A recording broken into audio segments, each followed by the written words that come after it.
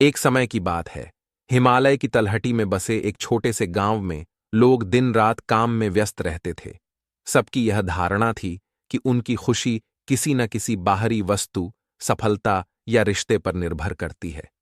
लेकिन वहां एक वृद्ध संत भी रहते थे, जिन्हें लोग श्रद्धा से महात्मा कहते थे। महात्मा लोगों को समझाते थे कि असली खुशी बाहरी चीजों में नहीं, बल्कि हमारे मन की गहराइयों में है। एक दिन गांव का एक युवक दुखी मन से महात्मा के पास आया।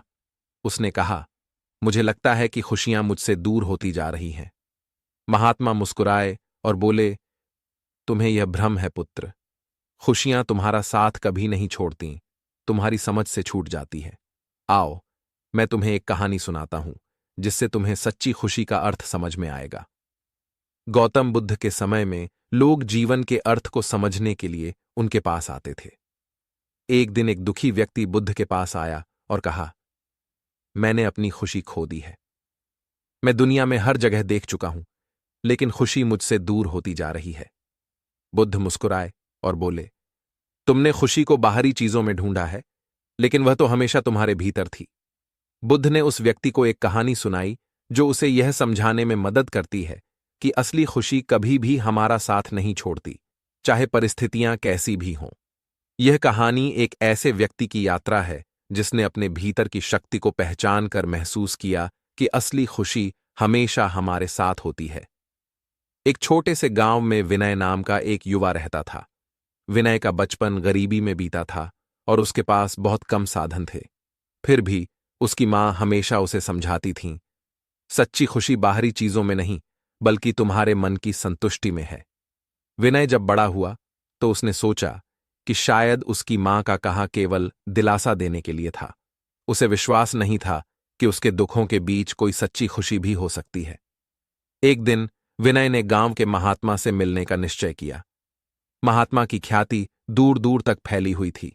वे एक बुद्धिमान संत माने जाते थे, जो लोगों को जीवन की कठिनाइयों में भी खुशी पाने का मार्ग दिखाते थे। विनय ने महात्मा के चरणों में प्रणाम किया और उनसे अपने जीवन के दुखों के बारे में बताया। उसने कहा, मुझे लगता है कि खुशियां मुझसे दूर हो चुकी हैं। जीवन में सुख का नामो निशान नहीं बचा है। मैं कितना भी प्रयास कर लूं, लेकिन सुकून नहीं मिलता। महात्मा ने मुस्कुराते हुए कहा, तुम्हारी स्थिति को समझता हूं, लेकिन तुम्हारी सोच ही तुम्हारे दुख का कारण है। खुशियां किसी चीज में नहीं हैं जो तुम हासिल कर सको। खुशियां तो तुम्हारे भीतर हैं, तुम्हारे अपने सोचने और देखने के ढंग में। फिर महात्मा ने विनय को एक कहानी सुनाई। बहुत समय पहले की बात है। एक राजा था जिसका नाम अर्जुन था। राजा अर्जुन के पास दौलत, वैभव और सारे सुख साधन थे, लेकिन वह हमेशा उदास रहता था। उसे लगता था कि उसके राज्य में सब कुछ होते हुए भी उसकी खुशी कहीं गुम हो गई है। उसने कई ज्ञानी और विद्वानों से पूछा, लेकिन कोई भी उसकी समस्या का हल नहीं निकाल सका। एक दिन एक साधु उस राज्य में आए। राजा ने उनसे अपनी पीड़ा साझा की और पूछा, हे महात्मा, मेरे पास सब कुछ है, फिर भी मैं सुखी नहीं हूं। क्या आप मुझे सच्ची खुशी पाने का मार्ग दिखा सकते हैं? साधु ने मुस्कुराते हुए कहा, हे राजन, खुशी को पाने के लिए पहले उसे छोड़ना होगा। खुशी किसी चीज का नाम नहीं है, यह तो आपकी सोच का परिणाम है। आप जैसे हैं वैसे ही अपनी जिंदगी को स्वीकार करें और अपने भीतर की शांति को महसूस करें। सच्ची खुशी किसी वस्तु से नहीं, बल्कि आपकी आत्मा की संतुष्टि से मिलती है। महात्मा की बातों ने विनय के मन में गहरी छाप छोड़ी। उसने सोचा कि शायद उसकी मां भी यही कहने की कोशिश कर रही थी। उसने महात्मा से पूछा, परंतु महात्मा, मैं इस संतोष और खुशी को कैसे पा सकता हूं? महात्मा ने कहा, तुम्हें अपने हर अनुभव में, चाहे वो अच्छा हो या बुरा, कुछ सीखने का प्रयास करना होगा। यही सीख तुम्हें सच्चे सुख की अनुभूति कराएगी। जब तुम अपने जीवन की हर स्थिति में खुश रहना सीख जाओगे, तब तुम्हें एहसास होगा कि असली खुशी कभी तुम्हारा साथ नहीं छोड़ती। विनय ने महात्मा की बातों को अपनाना शुरू किया। अब वह किसी भी कठिनाई में खुद को शांत रखता और हर स्थिति को एक नई दृष्टि से देखता। धीरे धीरे उसने महसूस किया कि उसे बाहरी चीजों पर निर्भर नहीं रहना पड़ रहा था। विनय का जीवन बदल गया। उसने सीखा कि असली खुशी हमारे भीतर की अवस्था है, जो हमारे अनुभवों और सोचने के ढंग से आती है। वर्षों बाद गांव के लोगों ने देखा कि विनय एक खुशमिजाज और संतुष्ट व्यक्ति बन गया है। उसकी मुस्कान और शांति देखकर लोग प्रेरणा लेते थे। जब भी कोई व्यक्ति विनय से कहता कि उसे अपनी खुशी खो चुकी है, वह बस मुस्कुराता और कहता, खुशी हमारा साथ कभी नहीं छोड़ती। वह तो हमसे छिप जाती है, लेकिन हमारे भीतर ही रहती है। बस जरूरत है उसे महसूस करने की। गौतम बुद्ध की शिक्षाओं को अपने जीवन में ढालकर विनय ने यह सीख लिया था कि सच्ची खुशी हमारे भीतर की समझ में है और यह हमें कभी नहीं छोड़ती। इस कहानी से हमें यही संदेश मिलता है कि जीवन की परिस्थितियां चाहे जैसी भी हों, सच्ची खुशी और संतोष हमेशा हमारे भीतर होते हैं। जैसे गौतम बुद्ध ने सिखाया कि आत्मा की शांति और समझ ही असली सुख है, जो बाहरी दुनिया से स्वतंत्र है। नमो बुद्धाय। लालच करना बुरी बात है। हम सभी लालची राजा मिदास की कहानी जानते हैं। उसके पास सोने की कमी नहीं थी, लेकिन सोना जितना बढ़ता वह और अधिक सोना चाहता। उसने सोने को खजाने में जम कर लिया था और हर रोज उसे गिना करता था। एक दिन जब वह सोना गिन रहा था तो एक अजनबी कहीं से आया और बोला, तुम मुझसे ऐसा कोई वरदान मांग सकते हो जो तुम्हें दुनिया में सबसे ज्यादा खुशी दे। राजा खुश हुआ और उसने कहा, मैं चाहता हूं कि जिस चीज को छू वह सोना बन जाए। अजनबी ने राजा से पूछा, क्या तुम सचमुच यही चाहते हो? राजा ने कहा, हाँ। तो अजनबी बोला, कल सूरज की पहली किरण के साथ ही तुम्हें किसी चीज को छूकर सोना बना देने की ताकत मिल जाएगी। राजा ने सोचा कि वह सपना देख होगा, यह सच नहीं हो सकता। अगले दिन जब राजा नींद से उठा तो उसने अपना पलंग छुआ और वह सोना बन गया। वह वरदान सच था। राजा ने जिस चीज को छुआ वह सोना बन गई। उन्होंने खिड़की के बाहर देखा और अपनी नन्ही बच्ची को खेलते पाया। उसने अपनी बिटिया को यह अजूबा दिखाना चाहा और सोचा कि वह खुश होगी, लेकिन बगीचे में जाने से पहले उसने एक किताब पढ़ने की सोची। उसने जैसे ही उसे छुआ वह सोने की बन गई। वह किताब को पढ़ ना सका। फिर वह नाश्ता करने बैठा। जैसे ही उसने फलों और पानी के गिलास को छुआ वे भी सोने के बन गए। उसकी भूख बढ़ने लगी और वह खुद से बोला, मैं सोने को खा और पी नहीं सकता। ठीक उसी समय उसकी बेटी दौड़ती हुई वहां आई और उसने उसे बाहों में भर लिया। वह सोने की मूर्ति बन गई। अब राजा के चेहरे से खुशी गायब हो गई। राजा सर पकड़कर रोने लगा। वह वरदान देने वाली अजनबी फिर आया और उसने राजा से पूछा कि क्या वह हर चीज को सोना बना देने की अपनी ताकत से खुश है। राजा ने बताया कि वह दुनिया के सबसे दुखी इंसान है। राजा ने उसे सारी बात बताई। अजनबी ने पूछा, अब तुम क्या पसंद करोगे, अपना भोजन और प्यारी बिटिया या सोने के ढेर और बिटिया की सोने की मूर्ति? राजा ने गिड़गिड़ाकर माफी मांगी और कहा, मैं अपना सारा सोना छोड़ दूंगा। मेहरबानी करके मेरी बेटी मुझे लौटा दो, क्योंकि उसके बिना मेरी हर चीज मूल्यहीन हो गई है। अजनबी ने राजा से कहा, तुम पहले से बुद्धिमान हो गए हो, और उसने अपने वरदान को वापस ले लिया। राजा को अपनी बेटी वापस फिर से मिल गई और उसे एक ऐसी सीख मिली जिसे वह जिंदगी भर नहीं भुला सका। एक छोटा बच्चा अपने मां से नाराज होकर चिल्लाने लगा, मैं तुमसे नफरत करता हूं। उसके बाद वह फटकारे जाने के डर से घर से भाग गया। वह पहाड़ियों के पास जाकर चीखने लगा, मैं तुमसे नफरत करता हूं, मैं तुमसे नफरत करता हूं। और वही आवाज गूंजी, मैं तुमसे नफरत करता हूं, मैं तुमसे नफरत करता हूं। उसने जिंदगी में पहली बार गूंज सुनी थी। वह डरकर बचाव के लिए मां के पास भागा और बोला, घाटी में एक बुरा बच्चा है जो चिल्लाता है, मैं तुमसे नफरत करता हूं, मैं तुमसे नफरत करता हूं। उसकी मां सारी बात समझ गई और उसने अपने बेटे से कहा कि वह पहाड़ी पर जाकर फिर से चिल्लाकर कहे, मैं तुम्हें प्यार करता हूं, मैं तुम्हें प्यार करता हूं। छोटा बच्चा वहां गया और चिल्लाया, मैं तुम्हें प्यार करता हूं, मैं तुम्हें प्यार करता हूं। और वही आवाज गूंजी। और इस तरह इस घटना से उस बच्चे को एक सीख मिली, हमारा जीवन एक गूंज की तरह है। हमें वही वापस मिलता है जो हम देते हैं। मुंह से निकले शब्द वापस नहीं लिए जा सकते। एक किसान ने अपने पड़ोसी की निंदा की। अपनी गलती का एहसास होने पर वह पादरी के पास क्षमा मांगने गया।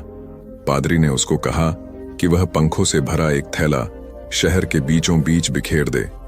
किसान ने वही किया फिर पादरी ने कहा कि जाओ और अब सभी पंख थैले में भर लाओ।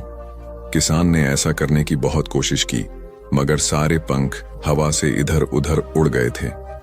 जब वह खाली थैला लेकर लौटा तो पादरी ने कहा कि यही बात हमारे जीवन पर लागू होती है। तुमने बात तो आसानी से कह दी, लेकिन उसे वापस नहीं ले सकते, इसलिए शब्दों के चुनाव ज्यादा सावधानी बरतनी चाहिए। गलत सलाहकार। जरूरी नहीं है कि शिक्षित व्यक्ति सही फैसला करे। आइए इस कहानी के माध्यम से इस बात को समझते हैं। एक आदमी सड़क के किनारे समोसा बेचा करता था। अनपढ़ होने की वजह से वह अखबार नहीं पढ़ता था, ऊंचा सुनने की वजह से रेडियो नहीं सुनता था, और आंखें कमजोर होने की वजह से उसने कभी टेलीविजन भी नहीं देखा था। इसके बावजूद वह काफी समोसे बेच लेता था। उसकी बिक्री और नफे में लगातार बढ़ोतरी होती गई। उसने और ज्यादा आलू खरीदना शुरू किया, साथ ही पहले वाले चूल्हे से बड़ा और बढ़िया चूल्हा खरीद कर ले आया। उसका व्यापार लगातार बढ़ रहा था। तभी हाल ही में कॉलेज से BA की डिग्री हासिल कर चुका उसका बेटा पिता का हाथ बटाने के लिए चला आया। उसके बाद एक अजीबोगरीब घटना घटी। बेटे ने उस आदमी से पूछा, पिताजी क्या आपको मालूम है कि हम लोग एक बड़ी मंदी का शिकार बनने वाले हैं? पिता ने जवाब दिया, नहीं, लेकिन मुझे उसके बारे में बताओ। बेटे ने कहा, अंतरराष्ट्रीय परिस्थितियां बड़ी गंभीर हैं। घरेलू हालात तो और भी बुरे हैं। हमें आने वाले बुरे हालत का सामना करने के लिए तैयार हो जाना चाहिए। उस आदमी ने सोचा कि बेटा कॉलेज जा चुका है, अखबार पढ़ता है और रेडियो सुनता है, इसलिए उसकी राय को हल्के ढंग से नहीं लेना चाहिए। दूसरे दिन से उसने आलू की खरीद कम कर दी और अपना साइन बोर्ड नीचे उतार दिया। उसका जोश खत्म हो चुका था। जल्दी ही उसी दुकान पर आने वालों की तादाद घटने लगी और उसकी बिक्री तेजी से गिरने लगी। पिता ने बेटे से कहा, तुम सही कह रहे थे, हम लोग मंदी के दौर से गुजर रहे हैं। मुझे खुशी है कि तुमने वक्त से पहले ही सचेत कर दिया। इस कहानी से हमें यह सीख मिलती है कि अपने सलाहकार सावधानी से चुनिए, लेकिन अमल अपने ही फैसला पर करिए। एक खरगोश अपना सामान उठाकर खुशी खुशी जा रहा था। उसे रास्ते में एक हिरण मिला। हिरण ने कहा, क्या बात है खरगोश मियां, बड़े खुश नजर आ रहे हो। मेरी शादी हो गई है, खरगोश बोला। बड़े भाग्यशाली हो भाई, हिरण ने कहा। शायद नहीं, क्योंकि मेरी शादी एक बहुत ही घमंडी खरगोशनी से कर दी गई है। उसने मुझसे बड़ा घर, ढेर सारे पैसे और कपड़े मांगे जो मेरे पास नहीं थे। खरगोश ने उत्तर दिया। बड़े दुख की बात है ना, हिरण ने धीरे से कहा। शायद नहीं, क्योंकि मैं उसे बहुत चाहता हूं, इसीलिए मैं खुश हूं कि वह मेरे साथ तो है, खरगोश बोला। वाह, बड़े भाग्यशाली हो भाई, हिरण ने खुश होकर बोला। शायद नहीं भैया, क्योंकि शादी के अगले ही दिन मेरे घर में आग लग गई, खरगोश ने कहा। अरे रे, बड़े दुख की बात है, हिरण बोला। शायद नहीं, क्योंकि मैं अपना सामान बाहर निकाल लाया और उसे जलने से बचा लिया, खरगोश बोला। अच्छा, बड़े भाग्यशाली हो भाई, हिरण ने लंबी सांस छोड़ते हुए कहा।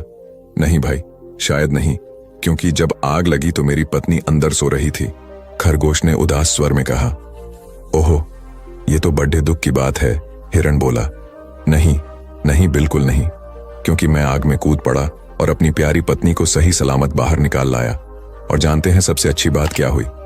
इस घटना से उनसे सीख लिया है कि सबसे प्यारी चीज है जिंदगी। पैसा, घर और कपड़े हों या ना हो, लेकिन आपस का प्यार होना बहुत जरूरी है, खरगोश ने मुस्कुराते हुए कहा। दूसरों की भावनाएं समझना।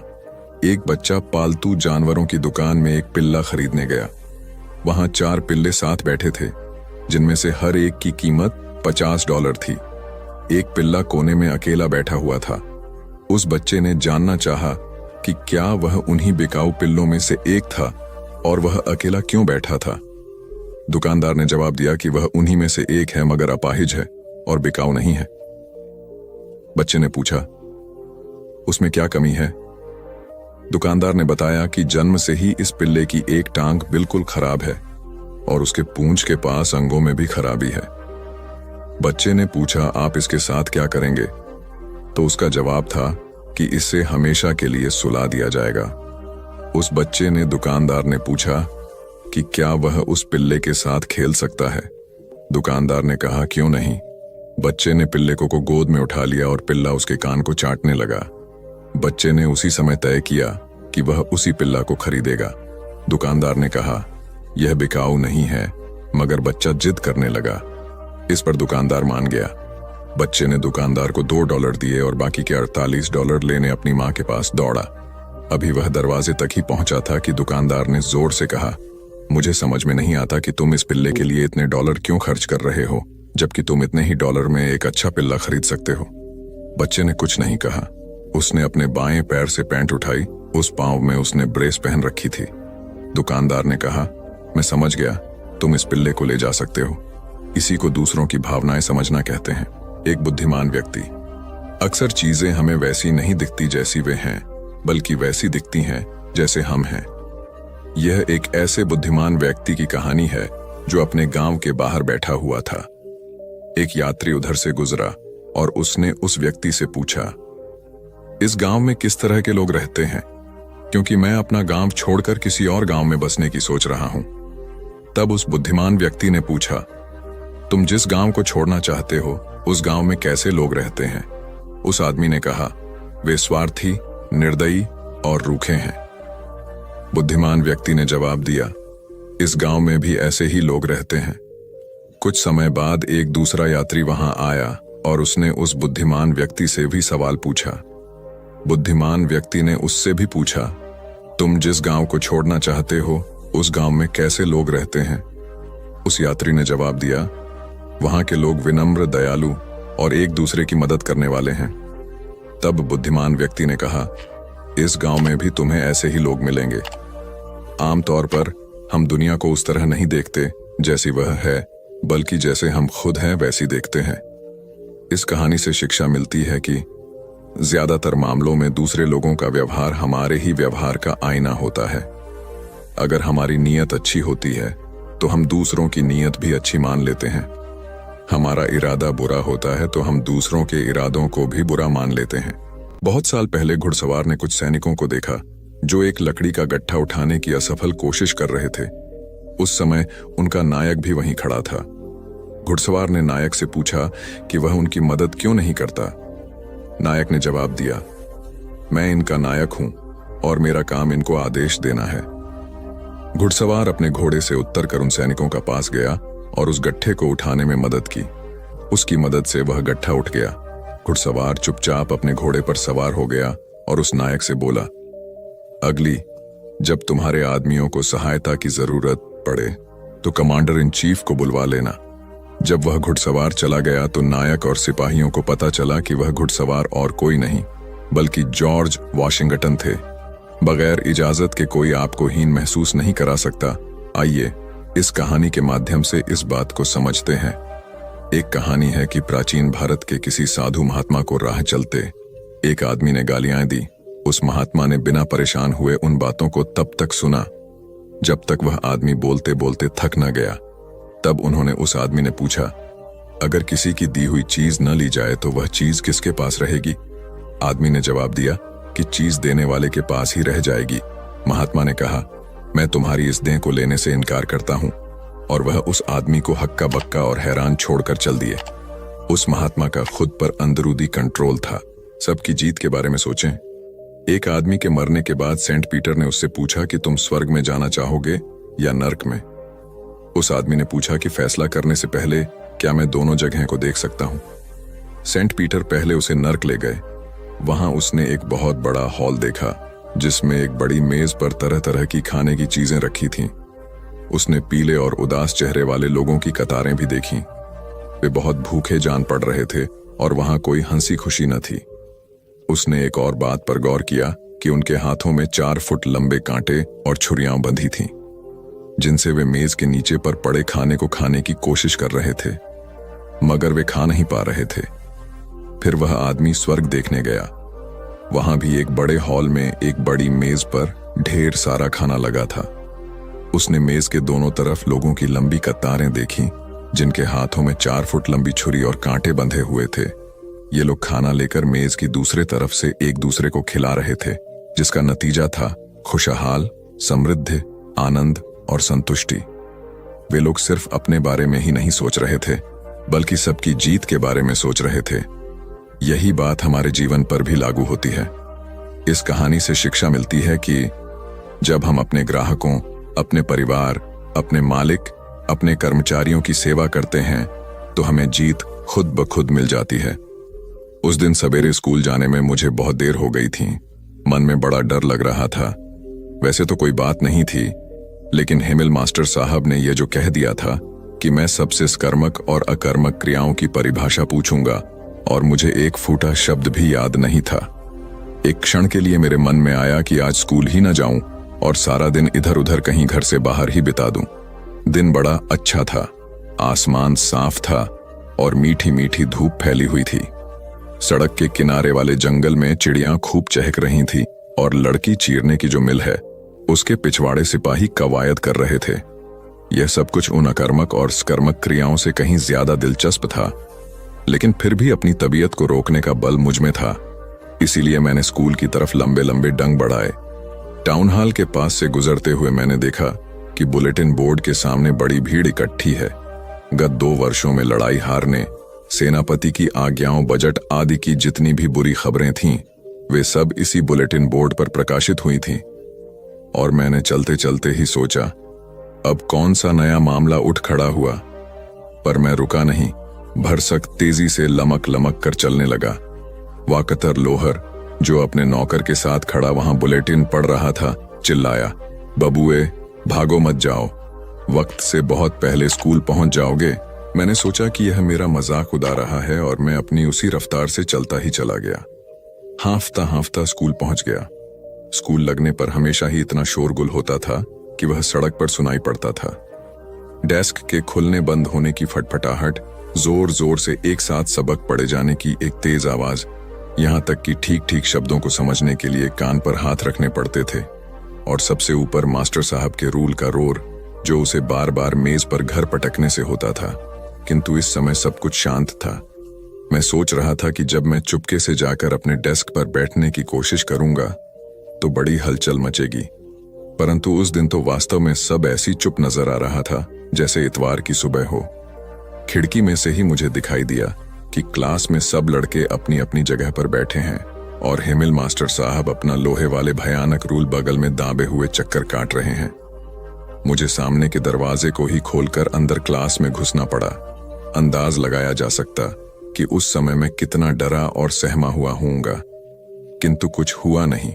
मास्टर साहब ने बड़ी मुलायमियत से कहा, बच्चू फैंस, जाकर जल्दी से अपनी जगह पर बैठ जाओ, हम तुम्हारे बिना ही पढ़ाई शुरू करने वाले थे। बेंच पर कूदकर मैं अपने डेस्क पर जा डटा, जब तक कि मेरा डर कुछ कुछ दूर नहीं हो गया। मैंने नहीं देखा कि मास्टर साहब आज हरा कोट, चुन्नटोंदार कमीज और काली रेशमी टोपी, सबकी सब चीजें बेलबूतों से कड़ी हुई पहने हुए हैं। यह कपड़े वे केवल उस दिन पहनते थे जिस दिन इनाम बंटता था। यही नहीं बल्कि सारा स्कूल एकदम शांत और गंभीर था। और मुझे ताज्जुब तो सब हुआ जब मैंने देखा कि पिछली बेंचों पर जो हमेशा खाली पड़ी रहती थीं, ग्वार लोग भी बिल्कुल हमारी तरह चुप बैठे थे। तिपंखा टोप लगाए बुढ़ा हौसर बैठा था, जो किसी जमाने में नगर का मेयर था। इसके सिवाय एक भूतपूर्व पोस्ट साहब भी अन्य कई व्यक्तियों के साथ बैठे हुए थे। सबके सब मातमी मुद्रा बनाए हुए थे। हाउसर साहब अपने साथ एक पुरानी फट्टी चिथड़ा प्राइमर उठा लाए थे, उसी खोले हुए अपने घुटनों पर रखे थे। उनकी बड़ी बड़ी ऐनक भी उसी पर रखी हुई थी। मैं यह सब देखकर आश्चर्य ही कर रहा था कि हेमिल साहब अपनी कुर्सी पर चढ़े और उसी मुलायम तथा विनम्र स्वर में, जिसमें कि आते आते ही मुझे बोले थे, कहने लगे, लड़कों, आज मैं तुमको सबक पढ़ा रहा हूं। बर्लिन से आज क्या आई है कि आलजक और लॉरेन के स्कूलों में सिर्फ जर्मन ही पढ़ाई जाए। तुम्हारे लिए कल से कोई नए मास्टर साहब आ जाएंगे, इसलिए आज फ्रेंच का यह तुम्हारा आखिरी सबक है। खून ध्यान से पढ़ना। और यह शब्द मेरे कानों पर जैसे बिजली की तरह गिरे। अब समझ में आया कमबख्तों ने उस बुलेटिन बोर्ड पर क्या लिखा था। फ्रेंच का मेरा आखिरी सबक, आखिरी। और अभी तो मुझे अच्छी तरह लिखना भी नहीं आया है और यहीं सब खत्म है। मैं अब आगे नहीं पढ़ सकूंगा क्या? हाय हाय, मैंने अभी तक अपने सबक न याद करके कितना बुरा किया। बेकार ही चिड़ियों के अंडों की तलाश में घूमता रहा, बेकार ही अपना वक्त इधर उधर आवारागर्दी में खोया किया। वे किताबें जिनकी सूरत देखकर मुझे बुखार चढ़ता था, व्याकरण इतनी भारी थी कि ले जाने में आफत पड़ती थी। और वह महात्माओं की कहानियां आज सब मुझे पुराने दोस्तों की तरह लग रहा थी, जिनसे जुड़ा होना अब असंभव मालूम हो रहा था। हमें इसकी पूरी पूरी रक्षा करनी होगी, क्योंकि जब देश गुलाम हो जाता है तब उसकी स्वतंत्रता वापस लेने की केवल एक ही कुंजी शेष रह जाती है, और वह कुंजी है उसकी भाषा। प्रतंत्रता की जेल में बंद मनुष्य के लिए उसकी अपनी भाषा ही उसकी स्वतंत्रता दायक कुंजी है। ये कह चुकने के बाद मास्टर साहब ने व्याकरण खोली और सबक पढ़ाने लगे। मुझे बड़ा आश्चर्य हुआ कि वह तो सब समझ में खूब अच्छी तरह आ रहा था। मेरा ख्याल है कि न तो मैंने कभी इतना ध्यान लगाकर कभी पढ़ा ही था, और न मास्टर साहब ने ही तबीयत लगाकर इतनी अच्छी तरह कभी पढ़ाया ही था। ऐसा मालूम होता था कि वे बेचारे जो कुछ जानते थे, जाने से पहले वह सभी पढ़ा देना चाहते थे, और सो भी एक ही बार में हमारे दिमागों में ठूंस देना चाहते थे। व्याकरण के बाद सुलेख शुरू हुआ। आज हेमिल साहब हम लोगों के लिए नई नई कापियां लाए थे, जिनमें बड़े ही खूबसूरत गोल गोल अक्षरों में लिखा हुआ था आलजक, फ्रांस, अलजक। इतने बड़े बड़े शब्दों से लिखी इन कापियों के सफ़े क्लास भर में ऐसे लगते थे जैसे हर एक डेस्क पर झंडा फर रहा हो, और सब चुपचाप बैठे लिखने में तन्मय थे। पन्नों पर चलती हुई निब्बों की आवाज भर होती थी। एक बार कुछ भौरे कमरे में उड़ाए, किंतु किसी ने भी उनकी ओर ध्यान नहीं दिया, छोटे छोटे बच्चों ने भी नहीं, जो अक्षरों की गोलाई को भी ध्यानपूर्वक इतनी सावधानी से बना रहे थे जैसे वे गोलाइयां भी फ्रेंच हों। छत पर कबूतर बोल रहे थे। मैंने सोचा, क्या वे इन कबूतरों को भी जर्मन में बोलने के लिए मजबूर करेंगे? लिखते लिखते जब मेरी नजर हेमिल साहब की तरफ उठ जाती, तो मैं देखता कि वे कमरे की किसी एक न एक चीज पर टकटकी लगाए देखते होते, मानो वह अपने मस्तिष्क में यह चित्रित कर लेना चाहते हो कि उस छोटे से क्लास रूम में सब चीजें कैसी लग रही थीं। ख्याल कीजिए, 40 बरस से वे इसी कमरे में रहे हैं, इसी कमरे में जहां उनके सामने हमेशा उनकी क्लास बैठी रही है और जिसकी खिड़की से बाहर बगीचा चमकता रहा है। पूरे 40 वर्ष सब कुछ वैसा ही था, केवल डेस्क और कुर्सियां घिस घिस कर चिकनी हो गई थीं। बगीचे में वालंट का पेड़ बड़ा हो गया था, और वह हांप बेल जो स्वयं उन्होंने अपने हाथों लगाई थी, खिड़कियों के सहारे बल खाती हुई छत पर जा पहुंची थी। उफ बेचारा गरीब, ये सब छोड़ते हुए उसके दिल में कितना दर्द उठ रहा होगा। छत पर ऊपर उनकी बहन संदूक ठीक कर रही थी, सो उसकी खटर पटर भी क्लासरूम में सुनाई पड़ रही थी। कल ही उन्हें देश छोड़कर चला जो जाना है, और वे हर एक का सबक सुनने की हिम्मत बांधे रहे। सुलेख लिखाने के बाद इतिहास का एक पाठ उन्होंने पढ़ाया। फिर बच्चों ने बा बेबी ओ बू करके शोर करना शुरू कर दिया। वहां कमरे के पंखे बेंच पर वृद्ध हौसर ने चश्मा पहनकर और प्राइमर दोनों हाथ में पकड़कर पढ़ना शुरू कर दिया, और वे भी चिल्ला से ही रहे थे। भावावेश से उनकी आवाज कांपने लगी थी, और हमें सुनने में इतना मजा आ रहा था कि खूब हंसने और शोर करने की जी चाहता था। आह, और वह आखिरी सबक मुझे कितनी अच्छी तरह याद है। यकायक गिरजे के घंटे ने 12 बजाए, और इसी के बाद एजजिलस के घंटे ने भी। ठीक इसी वक्त कवायद करके लौटते हुए प्रशियन सैनिकों की तुरही भी खिड़की के पास सुनाई पड़ी। हेमिल मास्टर साहब भी कुर्सी से उठ खड़े हुए। बिल्कुल पीले पीले और लंबे लंबे लग रहे थे मुझे, इतने कि जितने मुझे कभी नहीं मालूम पड़े थे। दोस्तों, उन्होंने कहा, मैं, और जैसे उनके गले में कुछ अटक गया, वे आगे बोल नहीं सके। मेज पर से चाक का एक टुकड़ा उठाकर वे चुपचाप बड़ी शान के साथ ब्लैक बोर्ड की तरफ चले। उस पर जितने बड़े बड़े अक्षर लिखे जा सकते थे उनमें लिख दिया, फ्रांस जिंदाबाद, और लिखकर उन्होंने अपना सर दीवार के शेर टिका दिया। बिना बोले उन्होंने अपना हाथ हिलाकर आदेश दिया, जाओ स्कूल खत्म। एनो 2 थोड़ ओवराज अपने पैरिश का सबसे अधिक संपन्न और प्रभावशाली व्यक्ति था। एक दिन यकायक बहुत जल्दी में वह पादरी के पास पहुंचा और बोला, मेरे लड़का हुआ है और उसका नामकरण संस्कार कराना चाहता हूं। उसका नाम क्या रखेंगे? अपने पिता के नाम पर, फिन। और गवाह कौन होंगे? थोड़ ने अपने पैरिश के कुछ प्रसिद्धतम सज्जनों और महिलाओं के नाम गिना दिए। अच्छा, और कुछ? पादरी ने सर ऊपर उठाकर पूछा। थोड़ कुछ देर हिचकिचाने के बाद बोला, मैं चाहता हूं यहीं गिरजे में लाकर उसका नाम रखने की रस्म अदा की जाए, यानी इसी हफ्ते में किसी दिन। हाँ, अगले शनिचर को 12 बजे दोपहर को। ठीक, और कुछ? पादरी ने पूछा। नहीं तो, कहकर थौर ने अपनी टोपी उठा ली और उसे लपेट सी देते हुए चलने का उपक्रम किया। पादरी उठा। हाँ, अभी एक बात बाकी है, और थोड़ डैडी की तरफ बढ़ा और उसका हाथ पकड़कर और गंभीरता पूर्वक उसकी आंखों में अपनी दृष्टि गड़ाते हुए बोला, ईश्वर करे तुम्हारा बेटा तुम्हारे लिए वरदान सिद्ध हो। 16 वर्ष बाद आज थोड़ फिर पादरी के पास आया था। ओह, वाकई थोड़ा तुम अपनी जिंदगी बड़े मजे में बिताते हो, पादरी ने कहा, क्योंकि आज 16 वर्ष बाद भी उसने थोट में रत्ती भर भी कोई परिवर्तन नहीं पाया, क्योंकि मुझे कोई तकनीक नहीं है। थोड़ के इस उत्तर में संतोष और प्रसन्नता की सुगंध थी। पादरी चुप रहा, पर कुछ क्षणों बाद फिर पूछा, कहो आज क्या खुशी की खबर है? कल मेरा बेटा नौकरी पर मुस्तकिल हो जाएगा। बड़ा होनहार बेटा है, और मैं पादरी को तब कोई दक्षिण नहीं देना चाहता जब तक कि मुझे यह न मालूम हो जाए कि गिरजे में बेटे को कौन सा स्थान मिलेगा। उसे सबसे अगली जगह मिलेगी। अच्छा तो फिर ठीक है, लीजिए ये $10 और कुछ मेरे योग्य सेवा। पादरी ने डॉलर लेकर थोड़ की तरफ टकटकी लगाकर पूछा, और तो कुछ नहीं, सब कृपा है आपकी। थोड़ चला गया और भी 8 बरस निकल गए। एक दिन पादरी साहब के कमरे के बाहर बड़ा शोर सुनाई पड़ता था, क्योंकि बहुत से लोग गिरजे में आ रहे थे। उन सब के आगे आगे थोड़ था। पादरी के कमरे में सबसे पहले थोड़ घुसा। पादरी ने नजर ऊपर उठाई और पहचान लिया। आज तो तुम बड़े ठाठ के साथ आए हो थोड़, कहो क्या मामला है? मैं इसीलिए आया हूं कि मेरे बेटे पर विवाह संबंधी नियम लागू कर दिए जाएं, क्योंकि गदमंद की लड़की कैरिन स्टोलिनदेन से उसकी शादी पक्की हो गई है। गदमंद ये रहे, उसने अपने पास ही खड़े हुए एक सज्जन की ओर इशारा करके कहा, ओह, तब तो वह इस पैरिश की सबसे धनी लड़की है। सुनता तो हूं, थोड़ ने हाथ से सिर के बाल ऊपर करते हुए कहा। कुछ देर तक पादरी चुप बैठा रहा, जैसे गहरे विचार में तल्लीन हो। फिर अपने रजिस्टर में बिना कुछ बोले उन लोगों के नाम लिख लिए, और वहां पर गदमंद और थोड़ ने $3 मेज कर दिए। दस्तखत करने के बाद थोड़ ने $3 मेज पर रख दिए।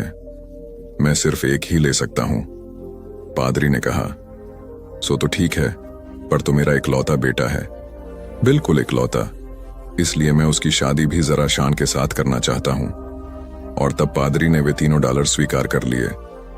थोड़ा, आज तुम तीसरी बार अपने बेटे की वजह से आए हो, लेकिन अब तो मैं उससे निपट गया, थोड़ ने कहा, और अपनी पॉकेट बुक बंद करते हुए धन्यवाद देकर चला गया, और उसके साथी भी पीछे पीछे चले गए।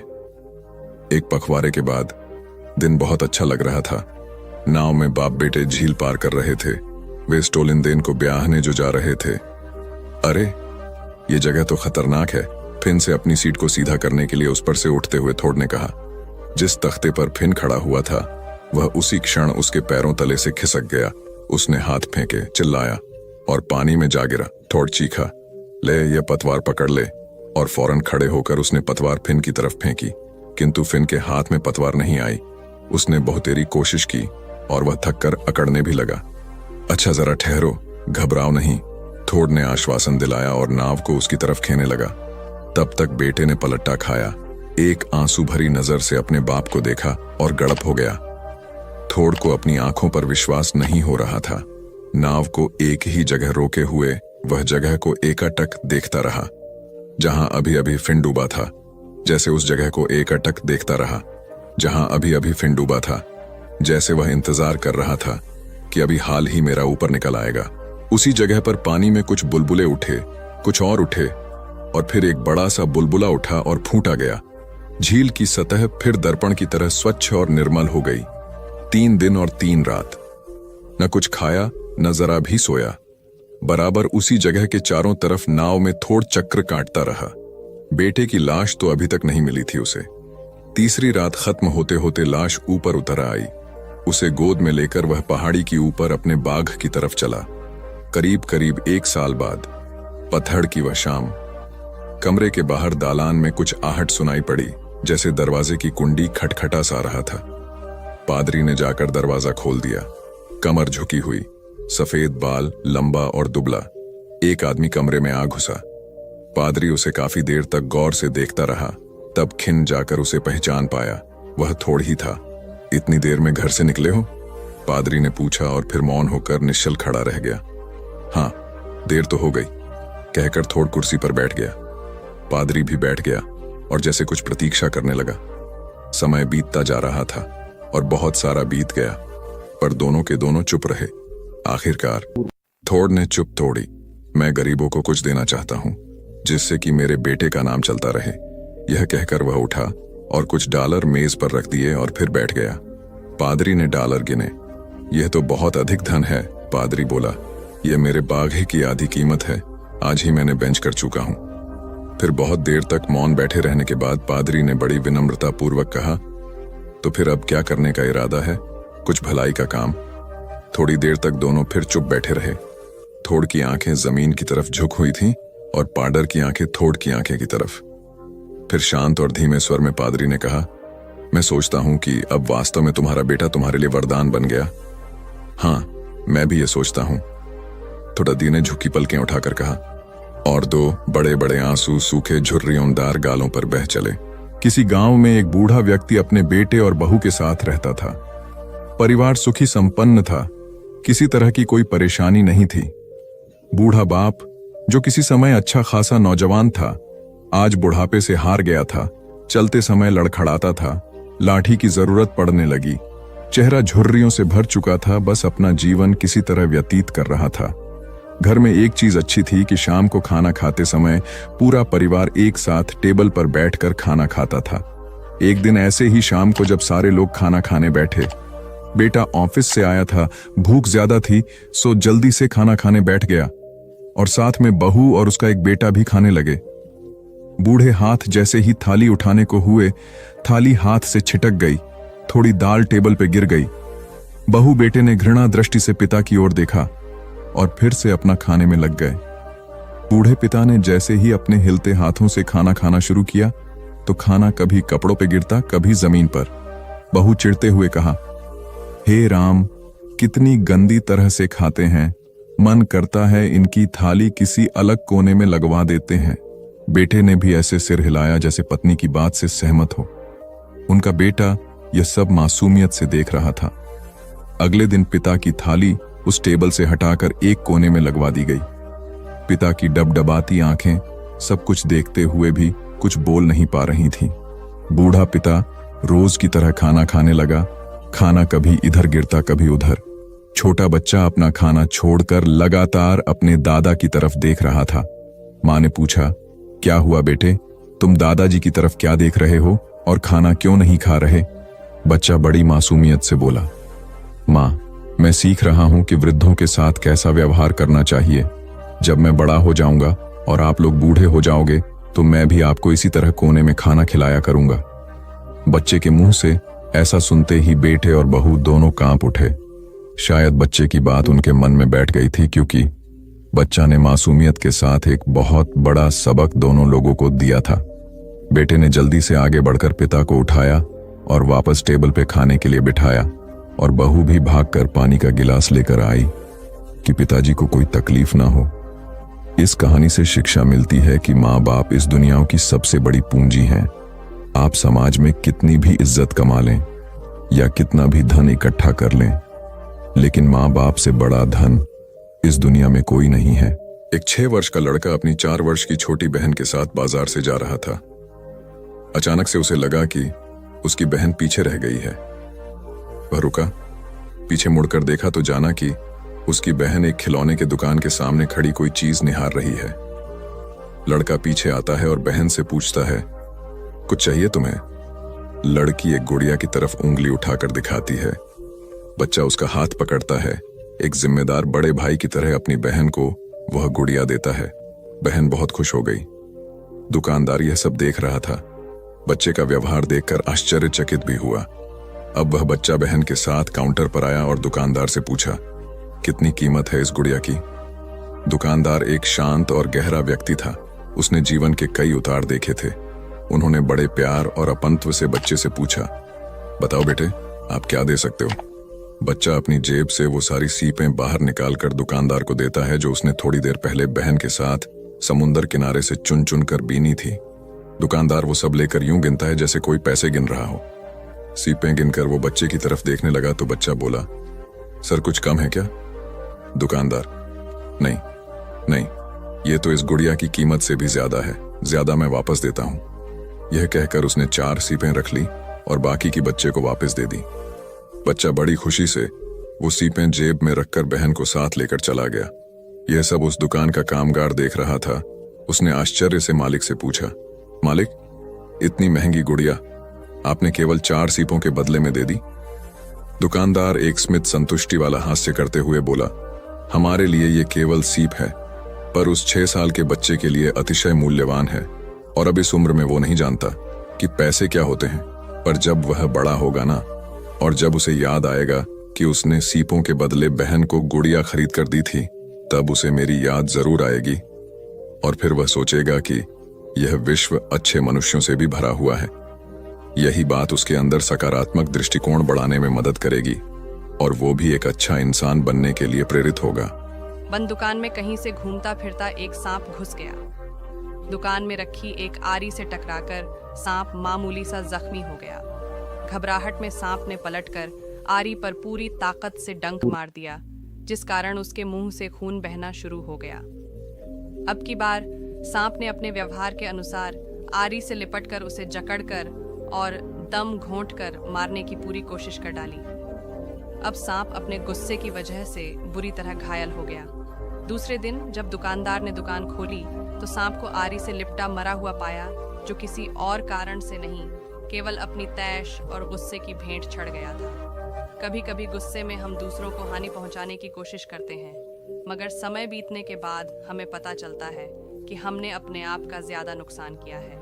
अब इस कहानी का सार ये है कि अच्छी जिंदगी के लिए कभी कभी हमें कुछ चीज़ों को, कुछ लोगों को, कुछ घटनाओं को, कुछ कामों को और कुछ बातों को इग्नोर करना चाहिए। अपने आप को मानसिक मजबूती के साथ इग्नोर करने का आदी बनाइए। ज़रूरी नहीं कि हम हर एक्शन का एक रिएक्शन दिखाएं।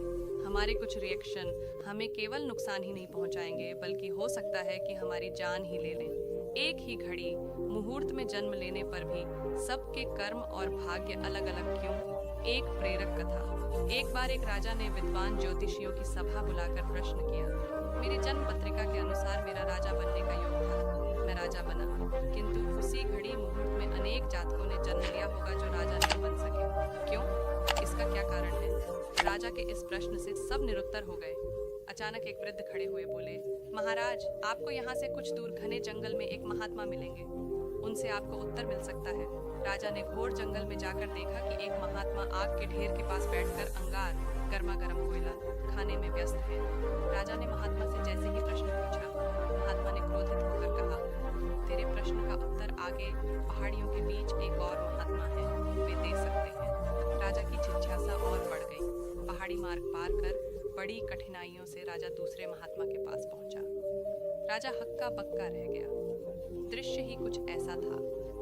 वे महात्मा अपना ही मांस चिमटे से नोच नोच कर खा रहे थे। राजा को महात्मा ने भी डांटते हुए कहा, मैं भूख से बेचैन हूँ, मेरे पास समय नहीं है। आगे आदिवासी गांव में एक बालक जन्म लेने वाला है। जो कुछ ही देर तक जिंदा रहेगा, वह बालक तेरे प्रश्न का उत्तर दे सकता है। राजा बड़ा बेचैन हुआ। बड़ी अजब पहेली बन गया। मेरा प्रश्न, उत्सुकता प्रबल थी। राजा पुनः कठिन मार्ग पार कर उस गांव में पहुंचा। गांव में उस दंपति के घर पहुंचकर सारी बात कही। जैसे ही बच्चा पैदा हुआ, दंपति ने नाल सहित बालक राजा के सम्मुख उपस्थित किया। राजा को देखते ही बालक हंसते हुए बोलने लगा, राजन, मेरे पास भी समय नहीं है, किंतु अपना उत्तर सुन लो। तुम, मैं और दोनों महात्मा 7 जन्म पहले चारों भाई राजकुमार थे। एक बार शिकार खेलते खेलते हम जंगल में 3 दिन तक भूखे प्यासे भटकते रहे। अचानक हम चारों भाइयों को आटे की एक पोटली मिली। हमने उसकी 4 बाटी सेंकी। अपनी अपनी बाटी लेकर खाने बैठे ही थे कि भूख प्यास से तड़पते हुए एक महात्मा वहां आ गए। अंगार खाने वाले भैया से उन्होंने कहा, बेटा, मैं 10 दिन से भूखा हूं, अपनी बाटी में से मुझे भी कुछ दे दो, मुझ पर दया करो, जिससे मेरा भी जीवन बच जाए। इतना सुनते ही भैया गुस्से से भड़क उठे और बोले, तुम्हें दे दूंगा तो मैं क्या खाऊंगा आग, चलो भागो यहां से। वे महात्मा फिर मांस खाने वाले भैया के निकट आए। उनसे भी अपनी बात कही, किंतु उन भैया ने भी महात्मा से गुस्से में आकर कहा कि बड़ी मुश्किल से प्राप्त ये बाटी तुम्हें दे दूंगा तो क्या मैं अपना मांस नोच कर खाऊंगा। भूख से लाचार वे महात्मा मेरे पास भी आए, मुझसे भी बाटी मांगी, किंतु मैंने भी भूख में धैर्य खोकर कह दिया कि चलो आगे बढ़ो, मैं क्या भूखा मरुएन। अंतिम आशा लिए वो महात्मा, हे राजन, आपके पास भी आए, दया की याचना की। दया करते हुए खुशी से आपने अपनी बाटी में से आधी बाटी आदर सहित उन महात्मा को दे दी। बाटी पाकर महात्मा बड़े खुश हुए और बोले, तुम्हारा भविष्य तुम्हारे कर्म और व्यवहार से फलेगा। बालक ने कहा, इस प्रकार उस घटना के आधार पर हम अपना अपना भोग भोग रहे हैं। और वो बालक मर गया। धरती पर एक समय में अनेकों फल फूल खिलते हैं, किंतु सबके रूप, गुण, आकार, प्रकार, स्वाद भिन्न होते हैं। राजा ने माना कि शास्त्र भी 3 प्रकार के हैं, ज्योतिष शास्त्र, कर्तव्य शास्त्र और व्यवहार शास्त्र। जातक सब अपना किया दिया लिया ही पाते हैं। यही है जीवन। गलत पासवर्ड से एक छोटा सा मोबाइल नहीं खुलता, तो सोचिए गलत कर्मों से जन्नत के दरवाजे कैसे खुलेंगे। एक बार की बात है, किसी जंगल में एक कौवा रहता था। वो बहुत ही खुश था क्योंकि उसकी ज्यादा इच्छाएं नहीं थीं। वह अपनी जिंदगी से संतुष्ट था, लेकिन एक बार उसने जंगल में किसी हंस को देख लिया और उसे देखते ही सोचने लगा कि ये प्राणी कितना सुंदर है। ऐसा प्राणी तो मैंने पहले कभी नहीं देखा, इतना साफ और सफेद। ये तो इस जंगल में औरों से बहुत सफेद और सुंदर है, इसलिए ये तो बहुत खुश रहता होगा। कौवा हंस के पास गया और पूछा, भाई तुम इतने सुंदर हो इसलिए तुम बहुत खुश होगे? इस पर हंस ने जवाब दिया, हाँ, मैं पहले बहुत खुश रहता था जब तक मैंने तोते को नहीं देखा था। उसे देखने के बाद से लगता है कि तोता धरती का सबसे सुंदर प्राणी है। हम दोनों के शरीर का तो एक ही रंग है, लेकिन तोते के शरीर पर 2-2 रंग है। उसके गले में लाल रंग का घेरा और वो सूर्ख हरे रंग का था। सच में वो बेहद खूबसूरत था। अब कौवे ने सोचा कि हंस तो तोते को सबसे सुंदर बता रहा है, तो फिर उसे देखना होगा। कौवा तोते के पास गया और पूछा, भाई तुम 2-2 रंग पाकर बड़े खुश हो गए? इस पर तोते ने कहा, हाँ, मैं तब तक खुश था जब तक मैंने मोर को नहीं देखा था। मेरे पास तो 2 ही रंग हैं, लेकिन मोर के शरीर पर तो कई तरह के रंग हैं। अब कौवे ने सोचा, सबसे ज्यादा खुश कौन है, ये तो मैं पता करके ही रहूंगा, इसलिए अब मोर से मिलना ही पड़ेगा। कौवे ने मोर को जंगल में ढूंढा, लेकिन उसे पूरे जंगल में एक भी मोर नहीं मिला।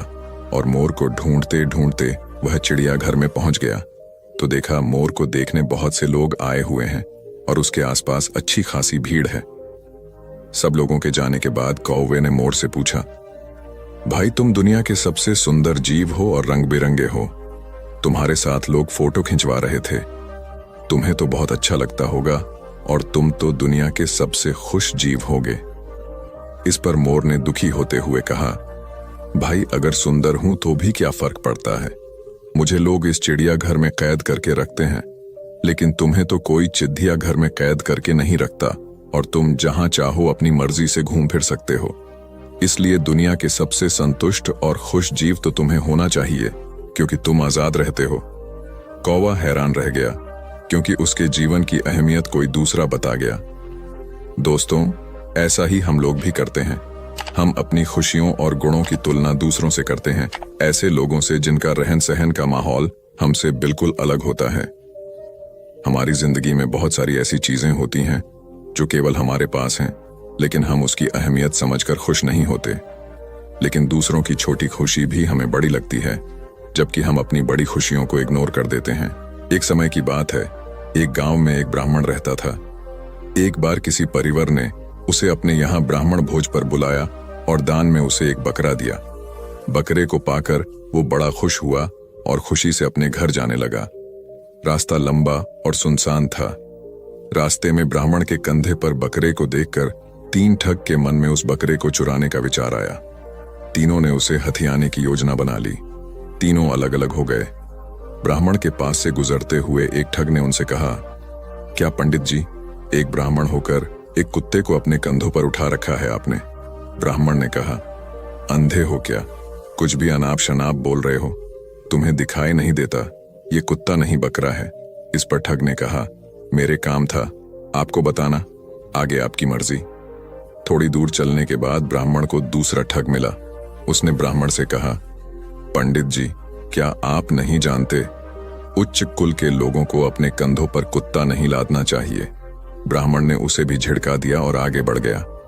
थोड़ी और दूर आगे जाने के बाद ब्राह्मण को तीसरा ठग मिला और उसने पूछा, पंडित जी, इस कुत्ते को पीठ पर लाद के जाने का क्या कारण है? इस बार ब्राह्मण के मन में शक आया कि कहीं उसकी ही आंखें तो धोखा नहीं खा रही हैं। इतने लोग तो झूठ नहीं बोल सकते। और उसने रास्ते में थोड़ा आगे जाकर बकरे को अपने कंधे से उतार दिया और अपने घर की ओर आगे बढ़ गया। उसके आगे जाते ही तीनों ठग बकरे को वहां से उठा ले गए और उसे मारकर उसकी दावत खाई। तो दोस्तों, इस कहानी से यह सीख मिलती है कि कई बार झूठ को भी मेजॉरिटी में बोलने पर वह सच जैसा मालूम पड़ता है और लोग धोखे का शिकार हो जाते हैं। मांगो मत, ऊपर वाले को अपने हिसाब से देने दो। किसी राज्य में एक राजा रहता था। राजा अक्सर गांव-गांव जाकर प्रजा और लोगों की समस्याओं को सुनता था और उनमें सुधार की पूरी कोशिश करता था। उसकी कर्तव्य निष्ठा के चर्चे दूर देशों तक फैले हुए थे। ऐसे ही एक बार राजा किसी गांव में प्रजा की समस्याओं को जानने के लिए भ्रमण पर निकले हुए थे। उसी दौरान राजा के कुर्ते का एक बटन टूट गया। राजा ने तुरंत मंत्री को बुलाया और आदेश दिया कि जाओ, इस गांव में से ही किसी अच्छे से दर्जी को बुला लाओ जो मेरे कुर्ते का बटन लगा दे। तुरंत पूरे गांव में अच्छे दर्जी की खोज शुरू हो गई। संयोग से उस गांव में एक ही दर्जी था जिसकी गांव में ही एक छोटी सी दुकान थी।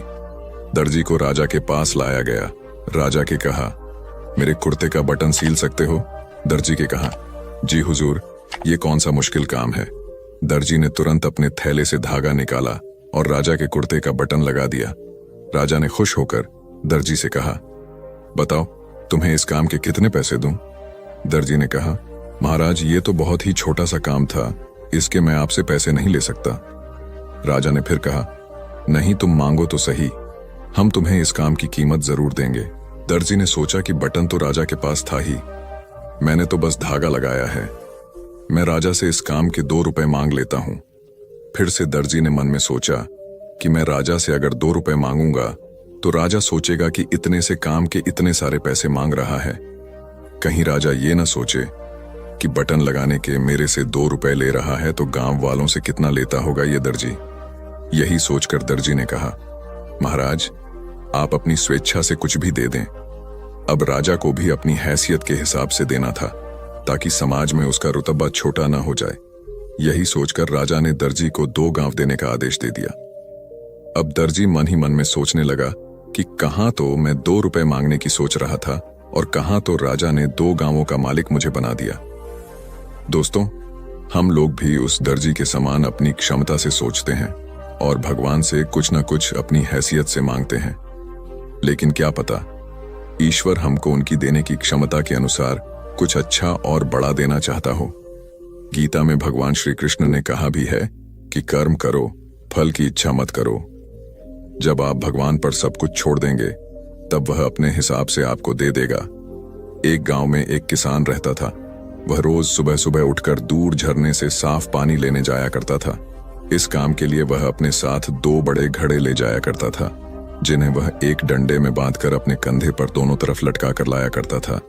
उनमें से एक घड़ा कहीं से थोड़ा सा फूटा था और दूसरा एकदम सही। इसी वजह से रोज घर पहुंचते पहुंचते किसान के पास 1.5 घड़ा ही पानी बच पाता था। ऐसा होना नई बात नहीं थी, इसको 2 साल बीत चुके थे। सही घड़े को इस बात का बहुत घमंड था। उसे लगता था कि वह पूरा का पूरा पानी घर पहुंचता है और उसके अंदर कोई भी कमी नहीं है। वहीं दूसरी तरफ फूटा हुआ घड़ा इस बात से बहुत शर्मिंदा रहता था कि वह आधा पानी ही घर पहुंचा पाता है और किसान की मेहनत बेकार चली जाती है। एक दिन की बात है, वह बहुत दुखी और उदास था। जब परेशानी हद से बढ़ गई तो उसने फैसला किया कि वह किसान से माफी मांगेगा। किसान से बोला, मैं बहुत शर्मिंदा हूं, मैं आपसे माफी मांगना चाहता हूं। तो किसान ने पूछा, भाई तुम किस बात से शर्मिंदा हो? छोटे घड़े ने दुखी होते हुए कहा, शायद आप नहीं जानते हैं, मैं एक जगह से फुटा हुआ हूं। पिछले 2 सालों से मुझे जितना पानी पहुंचाना चाहिए था मैं सिर्फ उसका आधा ही पहुंचा पाया हूं। मेरे अंदर यह बहुत बड़ी कमी है, इस वजह से आपकी मेहनत बर्बाद होती रही है।